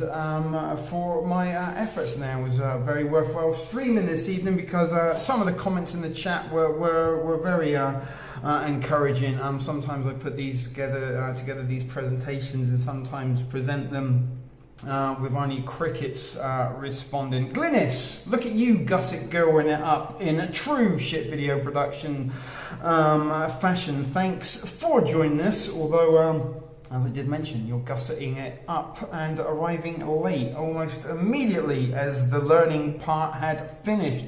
But the comment at the end from Marty Lauredale was, "Whoa, it looks like a Walkman." And if anyone remembers or was paying attention to that last little Wikipedia section concerning the FDA and how, as sort of frequency devices aren't considered as a medical device, they don't need to be regulated as so, but they did need to order some guidelines to people who wanted to purchase or manufacture mind-altering frequency devices and give them guidelines as how they could legally advertise and produce them.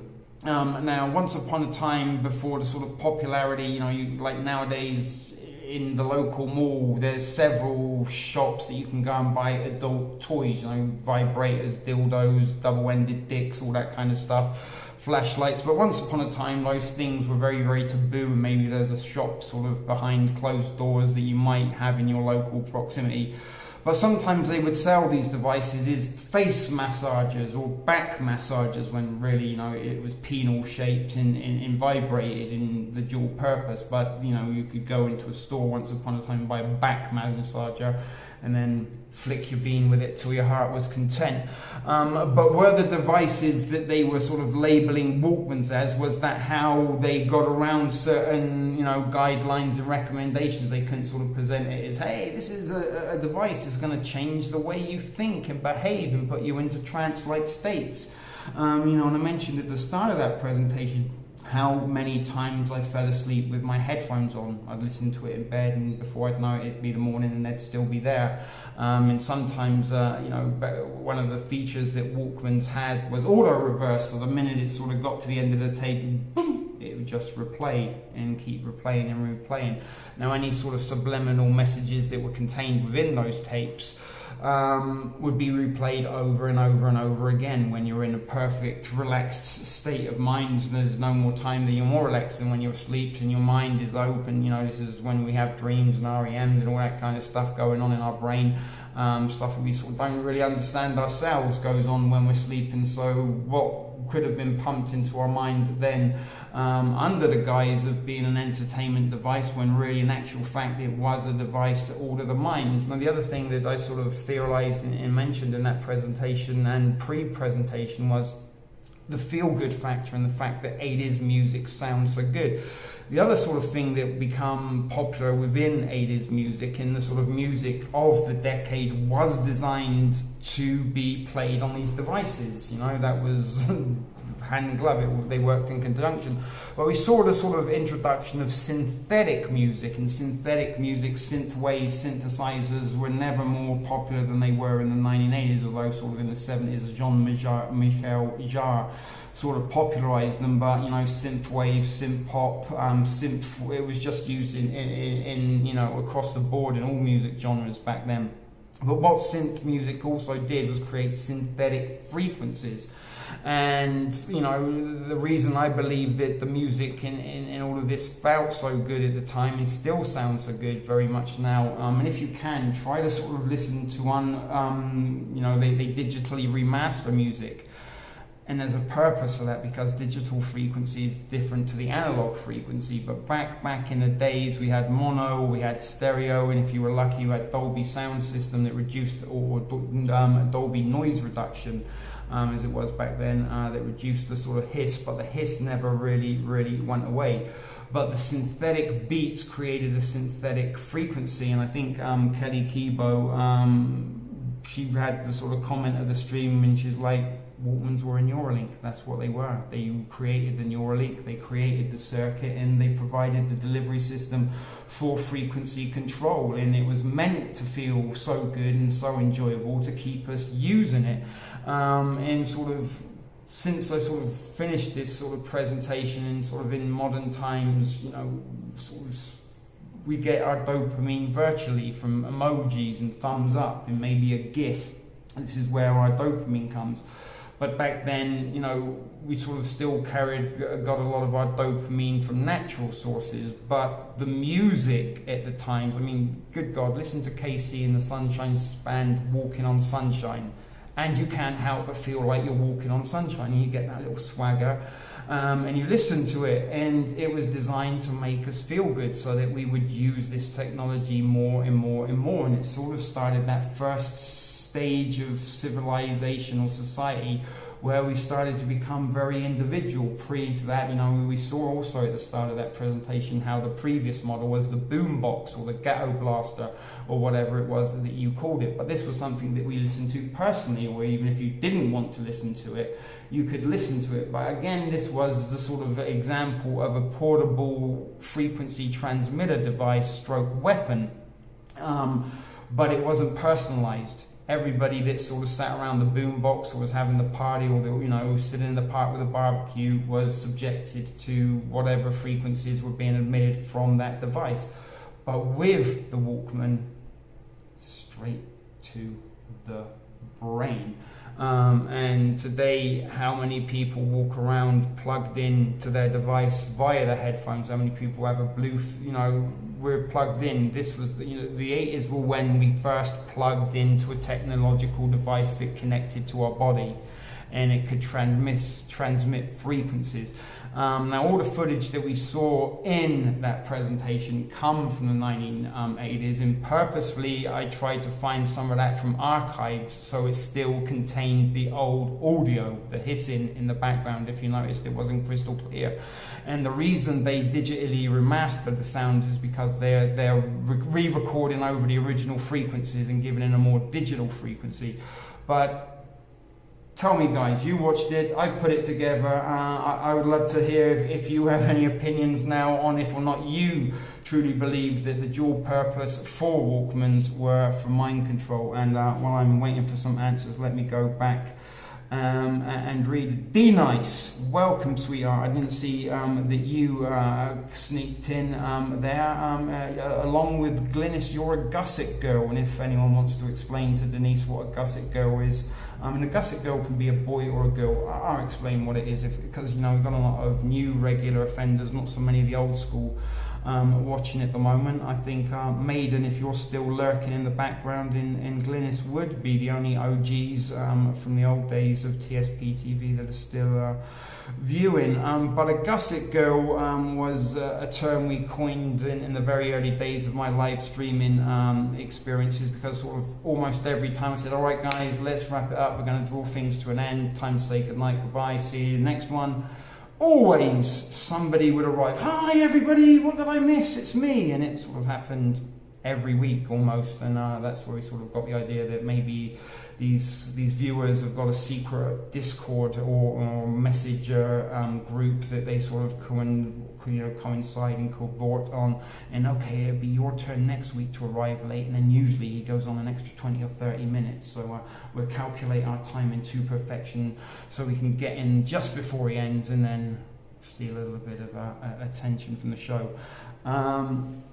But that's what a gusset girl is. It's nothing a derogatory. It is a little bit of shit video productions stroke folklore that you could sort of guarantee and almost bet on it that the minute we were about to end proceedings, it would prompt a gusset girl to arrive. And you are now officially a gusset girl, Denise, if that is of a warranted label that you ever thought you would receive in your life, but do with it as you will. But anyway, you had your Walkman on all the time.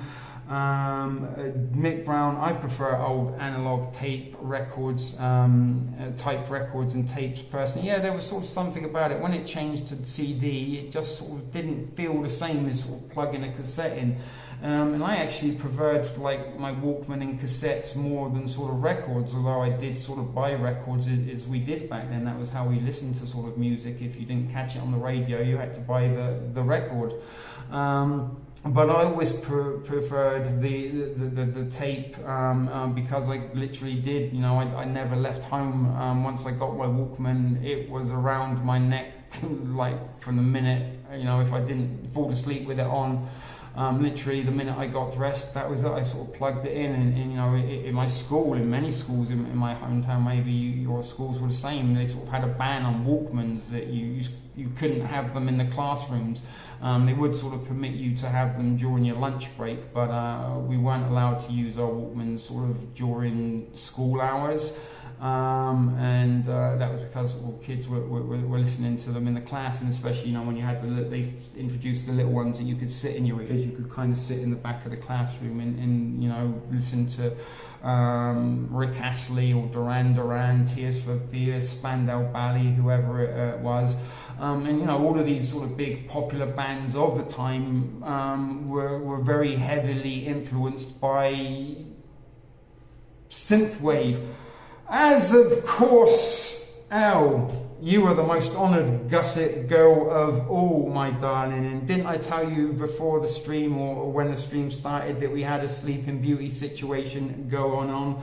And the last I did hear from you this afternoon was that you were in bed and that you'd been up all night after our streaming extravaganza yesterday.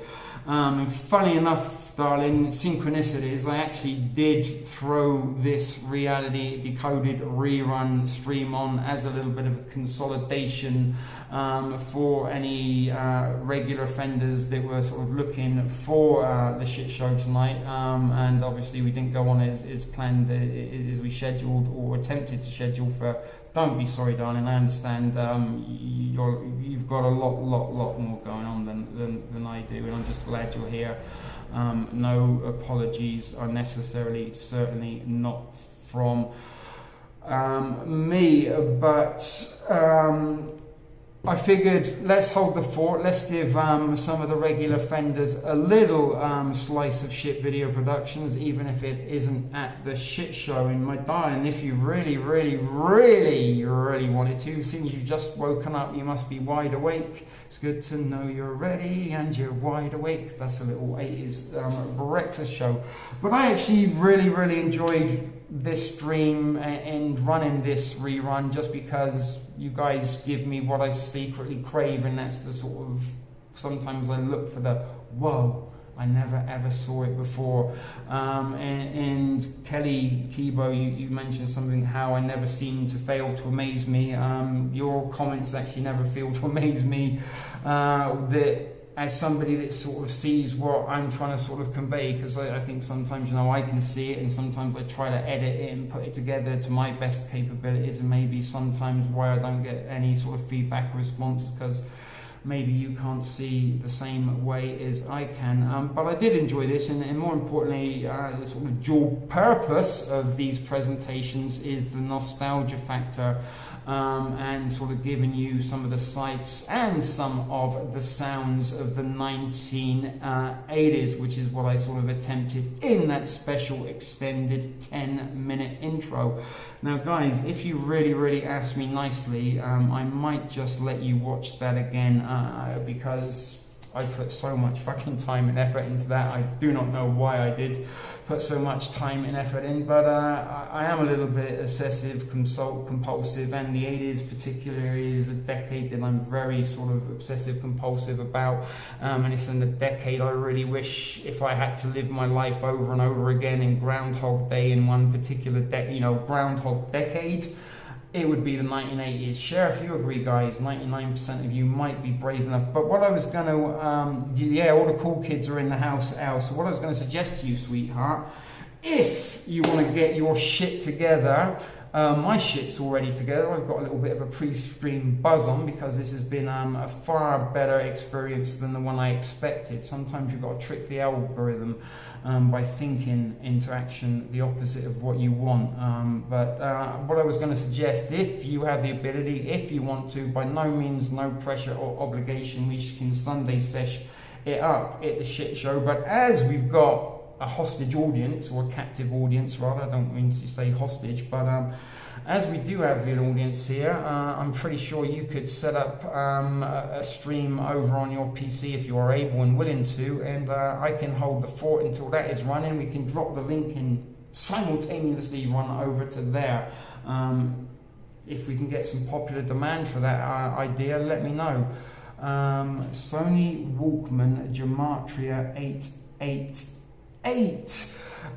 Yeah, I mean, that was the other thing I was going to add about Kelly's comment, that when I told her I was doing a Walkman stream, she's like, I didn't realize how deep you did, and I sort of really dig quite deeply into sort of finding this out in sort of, you know, my mind control sort of research, and looking at all of these sort of experiments that we were contained in that presentation. It sort of suddenly dawned on me, you know, when you see through the matrix, like, fuck, it's a Walkman.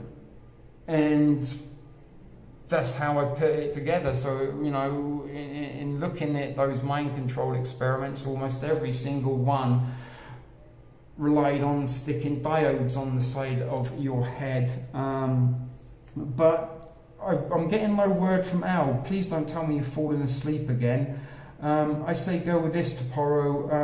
Okay, no problems. That's fine by me. We're Sunday session up when we are a little bit more organized. I just figured, you know, sometimes let's go with the flow, adapt and evolve to the situation surrounding you. But you lucky people who did join me this evening did get a slice of Shit Video Productions this Saturday evening, and you've now been spoiler alerted that tomorrow we will be Sunday session up, providing, of course, Sweet Cheek Sleeping Beauty, the Princess of Lateness, doesn't fall into a coma, and maybe brownie breaks might not be advisable in future streaming. But we did put together over 7 hours of live streaming yesterday, as well as the effort that went into the pre-productions, and we are going to get around to doing some recordings of our sort of pre-stream sessions for maybe blooper purposes, or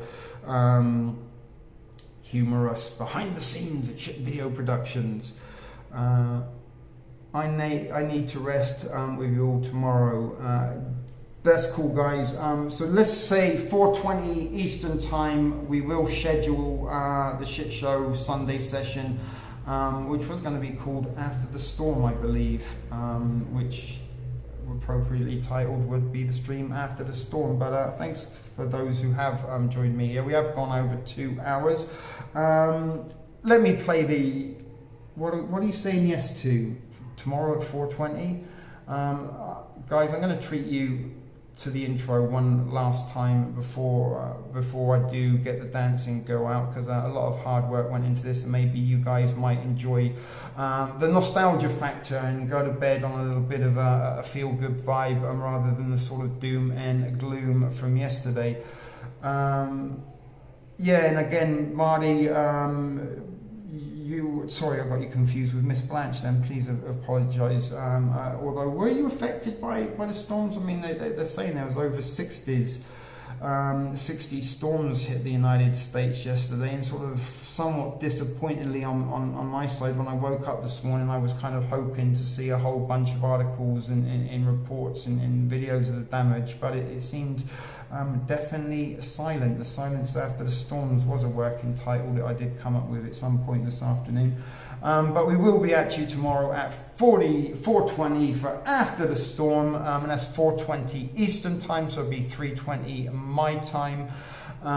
So set a reminder, guys, on your phone, because there'll be a chance that you really won't be getting a notification from YouTube. But I'm going to switch off the mic for a second and let you guys enjoy this little 10-minute special extended 80s edition intro I put together for the purpose of these 80s Decoded streams, which the dual purpose was to give you a little bit of a dose of nostalgia. And nostalgia, I do believe, is a very, very powerful tool, dare I say, almost a non-drug that will release natural dopamine. And natural dopamine is something that many people don't even have never experienced, or experienced very, very little. But a little just for fun, guys. See how many TV shows, movies, songs, or clips that you can remember in this next 10 minutes, and I'll see you when it's done.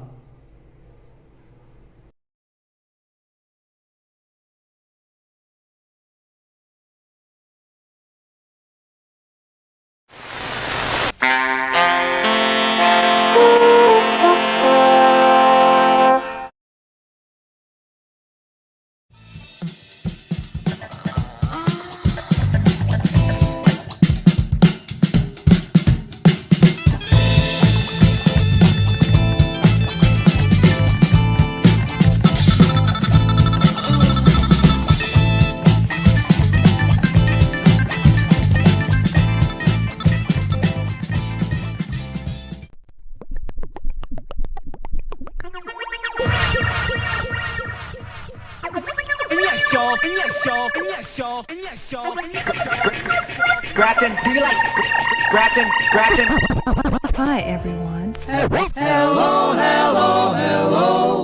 How'd you do? I'm a disc jockey. Wickedness knows no bounds.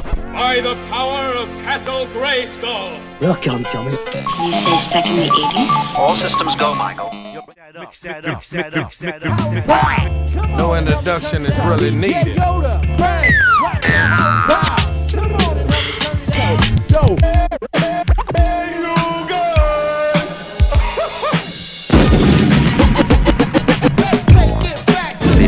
The 80s. No doubt. What did you say? The 80s.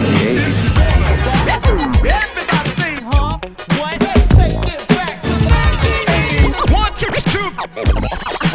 3, 4, 5, 6. Hey. 7, 8, 9. 20 seconds to comply. The year is 1980. 1, 1980. 2, 3, 4, 5, 6, 7, 8, 9. Your DJ. Power of the dark night.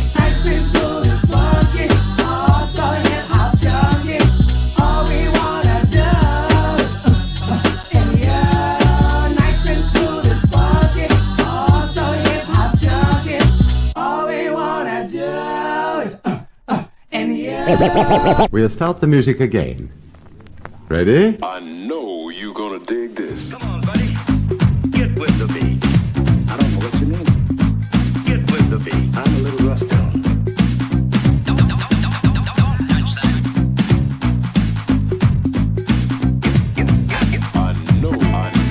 I know you're gonna dig this.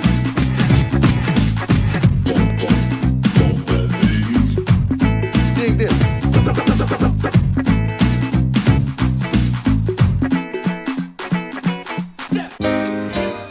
Number 5 is alive.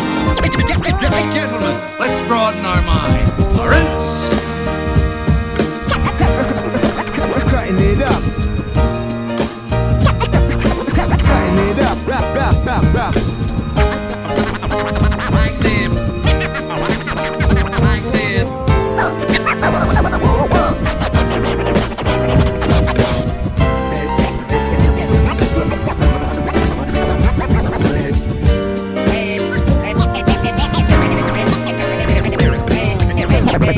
That shit didn't make any sense at all. The scratching was off.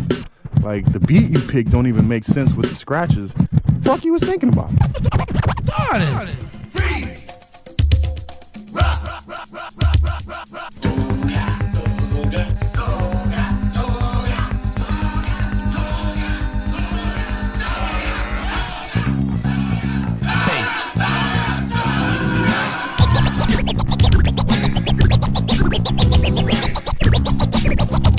What's that horrifyingly helpful hound?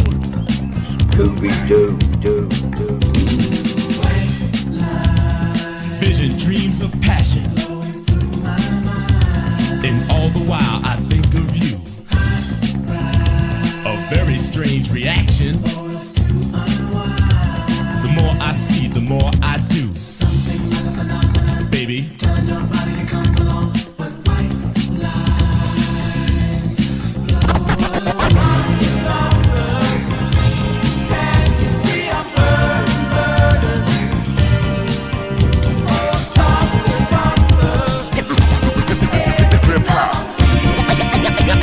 You understand?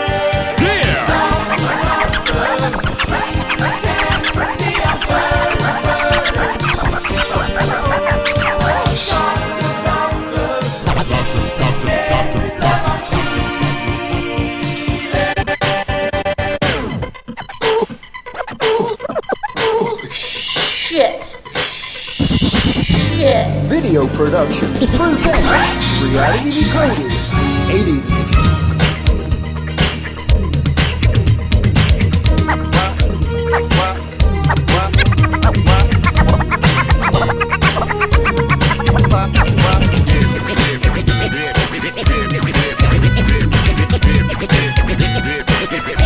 There's something very important I forgot to tell you. What? Don't cross the streams. Why? It would be bad. I'm fuzzy on the whole good, bad thing. What do you mean, bad? Try to imagine all life as you know it stopping instantaneously and every molecule in your body exploding at the speed of light. That's bad. Okay. All right, important safety tip. Thank you.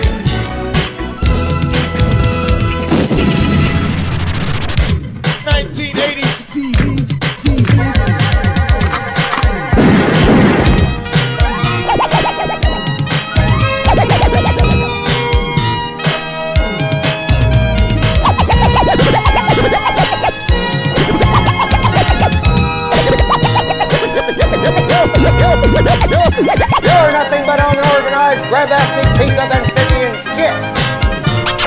That's bad. Now then, before we're through tonight, everyone will know what Halloween should be. Scary! You told me.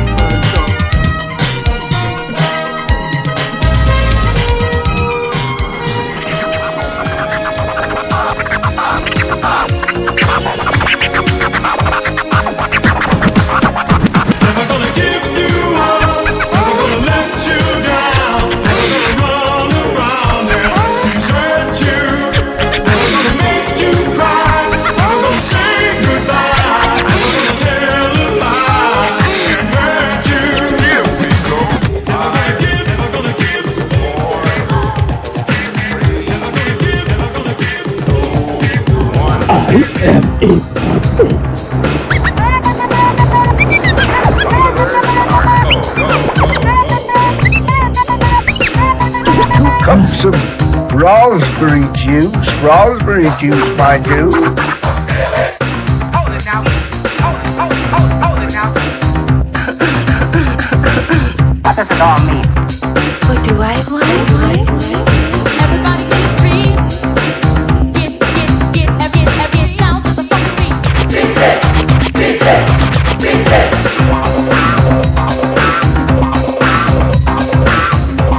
10 years ago, a crack commando unit was sent to prison by a military court for a crime they didn't commit. These men promptly escaped from the maximum security stockade to the Los Angeles underground. Today, still wanted by the government, they survive as soldiers of fortune. If you have a problem, if no one else can help, and if you can find them, maybe you can hire the A-Team.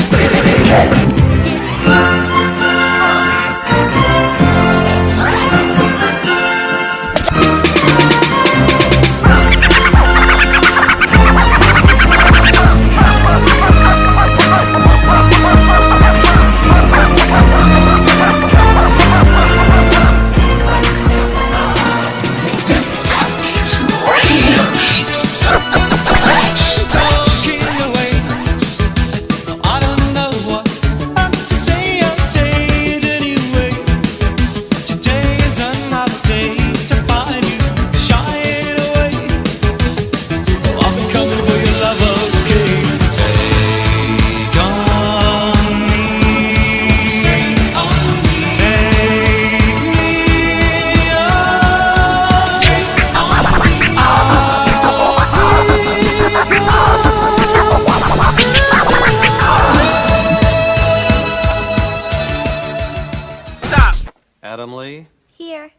Adamowski.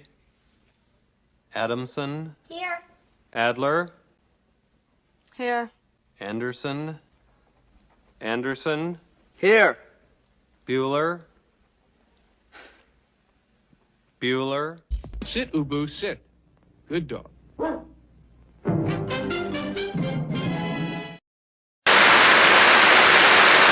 well, I saw it on a rerun. What's a rerun?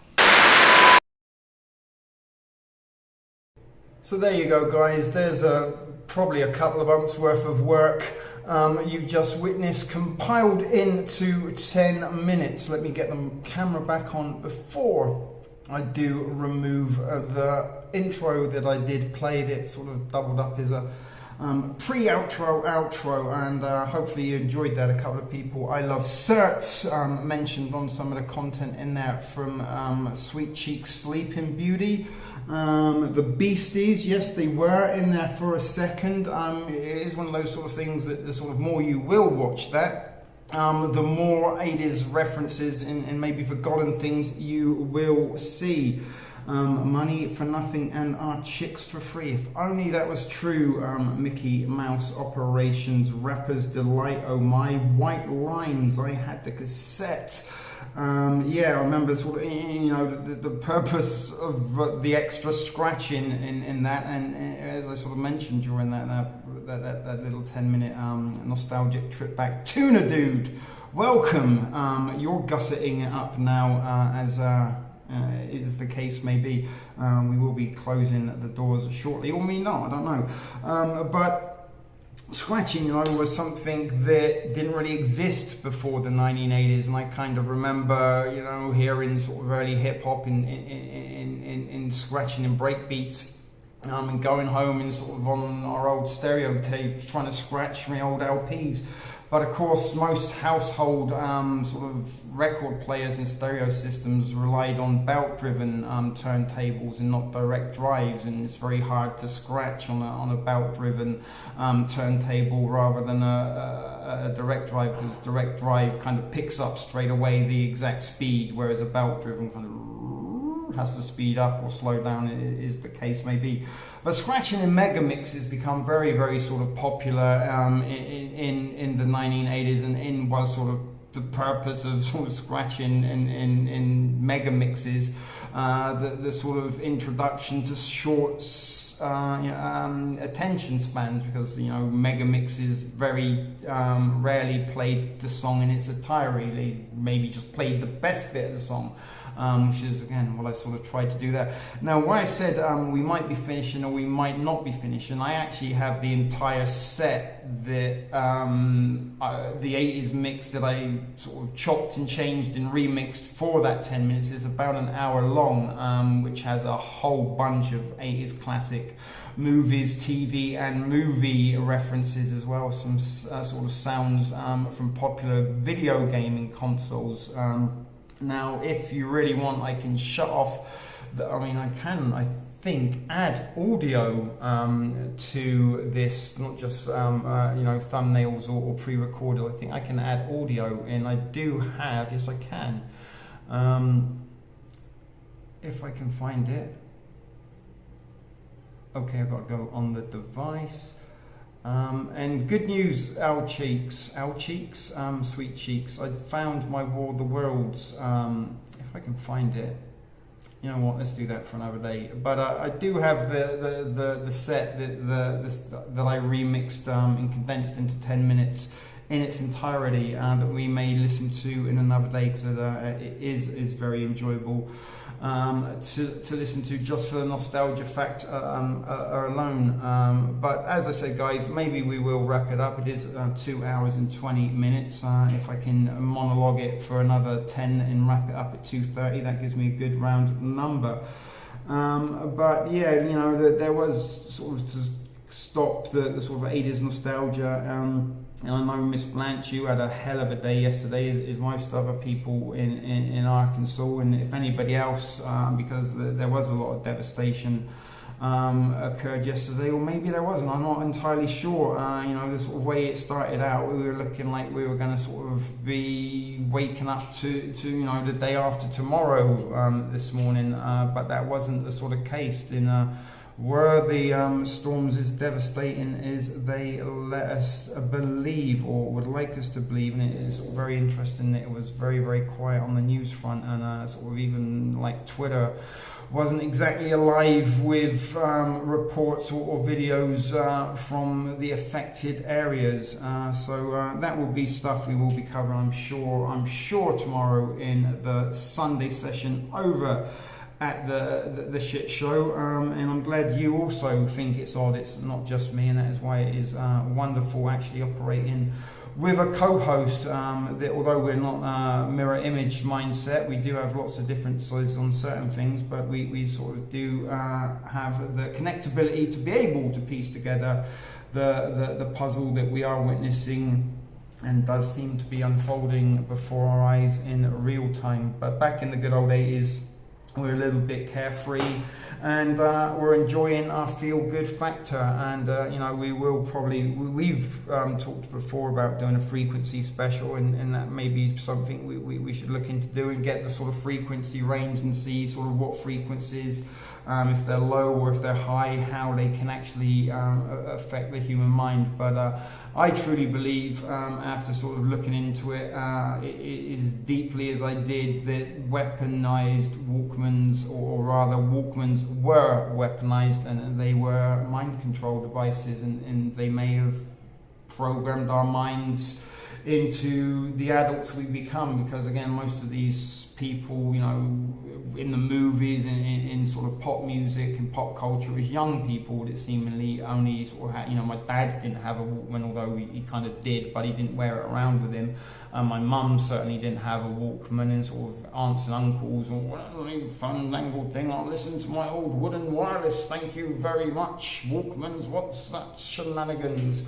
And that was why I sort of opened with the scene from Back to the Future, when Marty went back in time to the 50s. There was no concept of tape cassette players or Walkmans or JVC camcorders in good old 1955 Hill Valley. And while poor George McFly was sleeping, he got blasted by Eddie Van Halen's guitar solo on an AWA, I can't remember how you say it pronounced. It wasn't actually a Sony Walkman Marty McFly had, it was an Iowa. But the frequencies on George McFly from the 1950s, when all they had was radio transmitters and TV was still sort of kind of in its infancy, that was the delivery device at the time for frequency. And this was the point, and Kelly made a comment about R.D.R.R. In that segment they said that they had the ability to control half of the population, or control one half of the population into believing this and the other half into believing that. And she said that the vaccine had something to do with that. Possibly, I don't believe so, but the delivery system, I believe, for frequency mind control is a cellular device. And unlike the 1980s, when we had to rely on sort of analog sounds recorded on magnetic tapes, and again, look at all those mind control experiments, they needed magnets in transmitters and diodes. Everything that was contained within a Walkman was contained in those mind control experiments. I forgot where I was sort of going there, but I've often sort of wondered why I become so Americanized, even though as a sort of kid growing up in England, I was 28 the first time I ventured to the United States, but I knew everything about America. I knew what was in all of the malls. I knew J.C. Penney, I knew Bugle Boy, I knew things like Baby Ruths and Twinkies. These things didn't exist in the United Kingdom. I knew about the Gap. And I was very, very, I guess, patriotic towards America at one time in my life, which was sort of very strange. I grew up in England. I had no connections to America whatsoever. And I kind of believe that love of America was programmed into me by the Rocky IV soundtrack most of all, because if you listen and if you even watch the movie Rocky IV, it's very us, United States against the evil Soviet, the American flag shorts that Apollo Creed and Rocky wore, and there's also the song by James Brown, Living in America. Twinkies are illegal in the United Kingdom. They're not even classified as a food substance there, but not only the Rocky IV soundtrack, which was very Cold War propaganda orientated, it was also sort of movies, like Rambo, and in particular sort of G.I. Joe cartoons and comic books like this. And I become very aware of sort of American products through reading American imported comics. I was a very avid geek, I guess. That's how I would describe myself. I had comic books stacked upon top of comic books, and within these sort of the pages there were all sorts of commercials and advertisements for TV programs that were unheard of or seen in the United Kingdom, as well as candy bars and confectionery that we thought would taste so all my life I thought a Twinkie would taste the most delicious thing on the planet Earth. And I remember when I kind of first tasted a Twinkie, I was like, I want to like it because I've been programmed to like this all of my life. But the Americana that was very, very much enforced, especially in a lot of those sort of tween or teen movies at the time, the Brat Pack in particular, they all kind of sort of situated around malls and going to malls and, hanging out in diners or as the case was in Bill and Ted, hanging outside the Circle K. And all of these things influenced my life, even though I never, ever, ever experienced them firsthand. They were part of my life. They were things I felt that I had experienced or because I experienced it through the movies.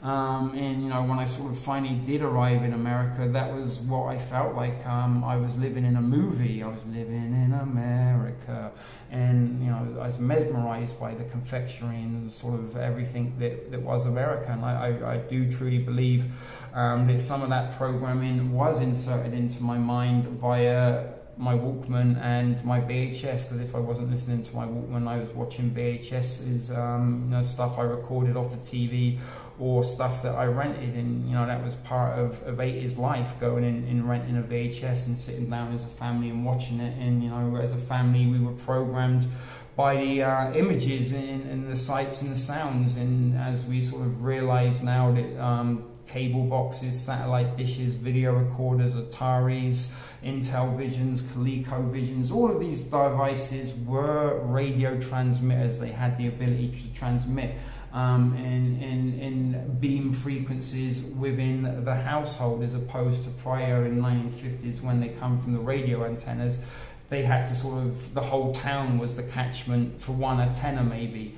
But with progression and increments, by the 1980s they had the device that they could influence the mind on an individual basis. In our favorite music that we replayed over and over and over again, whatever subliminal programming was contained on those tapes was played over and over again in our head, and was the Americana and the sort of patriotism hidden in the background. I mean, there's images from back in the early days of television that at the end of broadcasting they used to play the American national anthem, and if you slow it down, there's every fifth frame is like, love America, obey God, follow the rules, don't be a dissident, communism is bad, stuff like this. So was I subliminally programmed to love America? And is this why Americans love America so much and sort of can't see the corruption and the tyranny of their own government because they're being programmed? And another thing I've mentioned is I've never, ever, ever felt happier and more content in the world than I ever felt when I was in the United States. And was that because the frequencies were making me feel that way? And we heard in that presentation that they can use frequencies to stimulate and create an opioid effect, a calming effect, a relaxed effect. And is that what they're doing to the people? Are they keeping them cold? Is this the brave new world? Rather than having to pop a soma every 20 minutes or when you get a little bit agitated, they're just constantly every 4 seconds pulsating you with a frequency to keep you pacified. And you know, Memorex was one of the popular more for VHS tapes than music cassettes, but their advertising slogan was re-record, not fade away, re-record, not fade away. The easiest, most manipulative form of mind control is repetition. And during the sort of experimentation of MK Ultra, when they were like, you know, sort of trying to perfect it, they come to the conclusion we don't actually need an alter. We can just get the alter to record the commands onto a tape, and we can play the tape to the individual we are trying to program. And that is in the research, that is, you know, that's there, that's coming from the government. That's not tinfoil hat stuff. But the tinfoil hat is sort of not going to help you if they use microwaves, because if you've ever put tinfoil in a microwave oven, you'll know the effects for yourself. Maybe not the tool of device to protect you from such things, and maybe they're sort of telling us to do that so that it will just make the effects worse when they do use microwaves. But microwaves aren't the issue.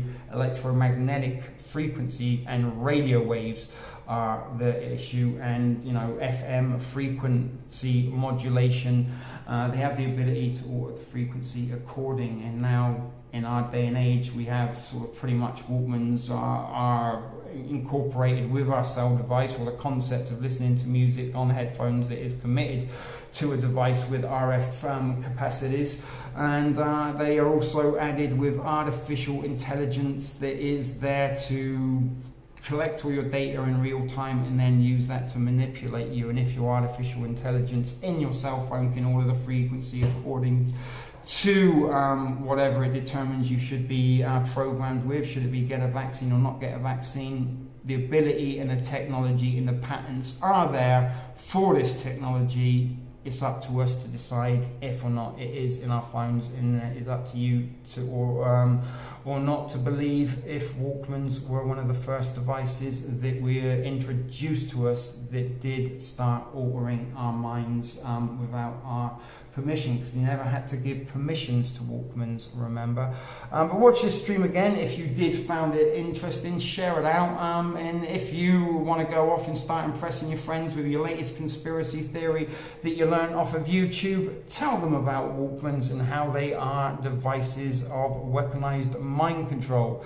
It has been a really good stream. I really enjoyed this, and maybe sort of the presentations might have to become a little bit shorter than they have previously, and we have gone over an hour, 2 hours and 30 minutes, so I will think about wrap this up tomorrow, and we will indeed see you tomorrow at Shit Video Productions, but not here at the Shit Show. I'm pretty sure everyone here is subscribed to the Shit Show, and if you're not, too bad, I'm not giving you the link. But we will be seeing you tomorrow. I'm glad you checked in with us out, but I was pretty certain, as you did have a sort of sleepless night, you would have succumbed to slumber, as was the case. So I hope you've enjoyed this little nostalgic trip back to the 1980s in this special 80s Decoded edition of Reality Decoded, and hopefully you learned a new truth about the initial or the intended purpose for Walkmans. It was never so we could listen to Hall & Oates.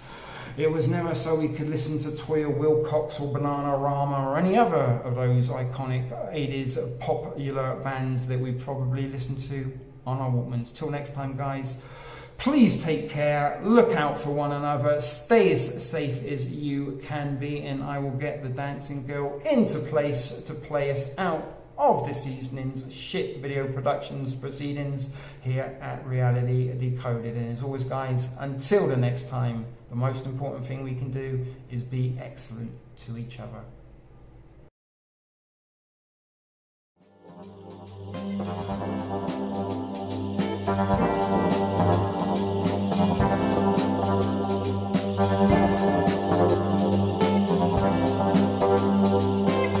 Thank you.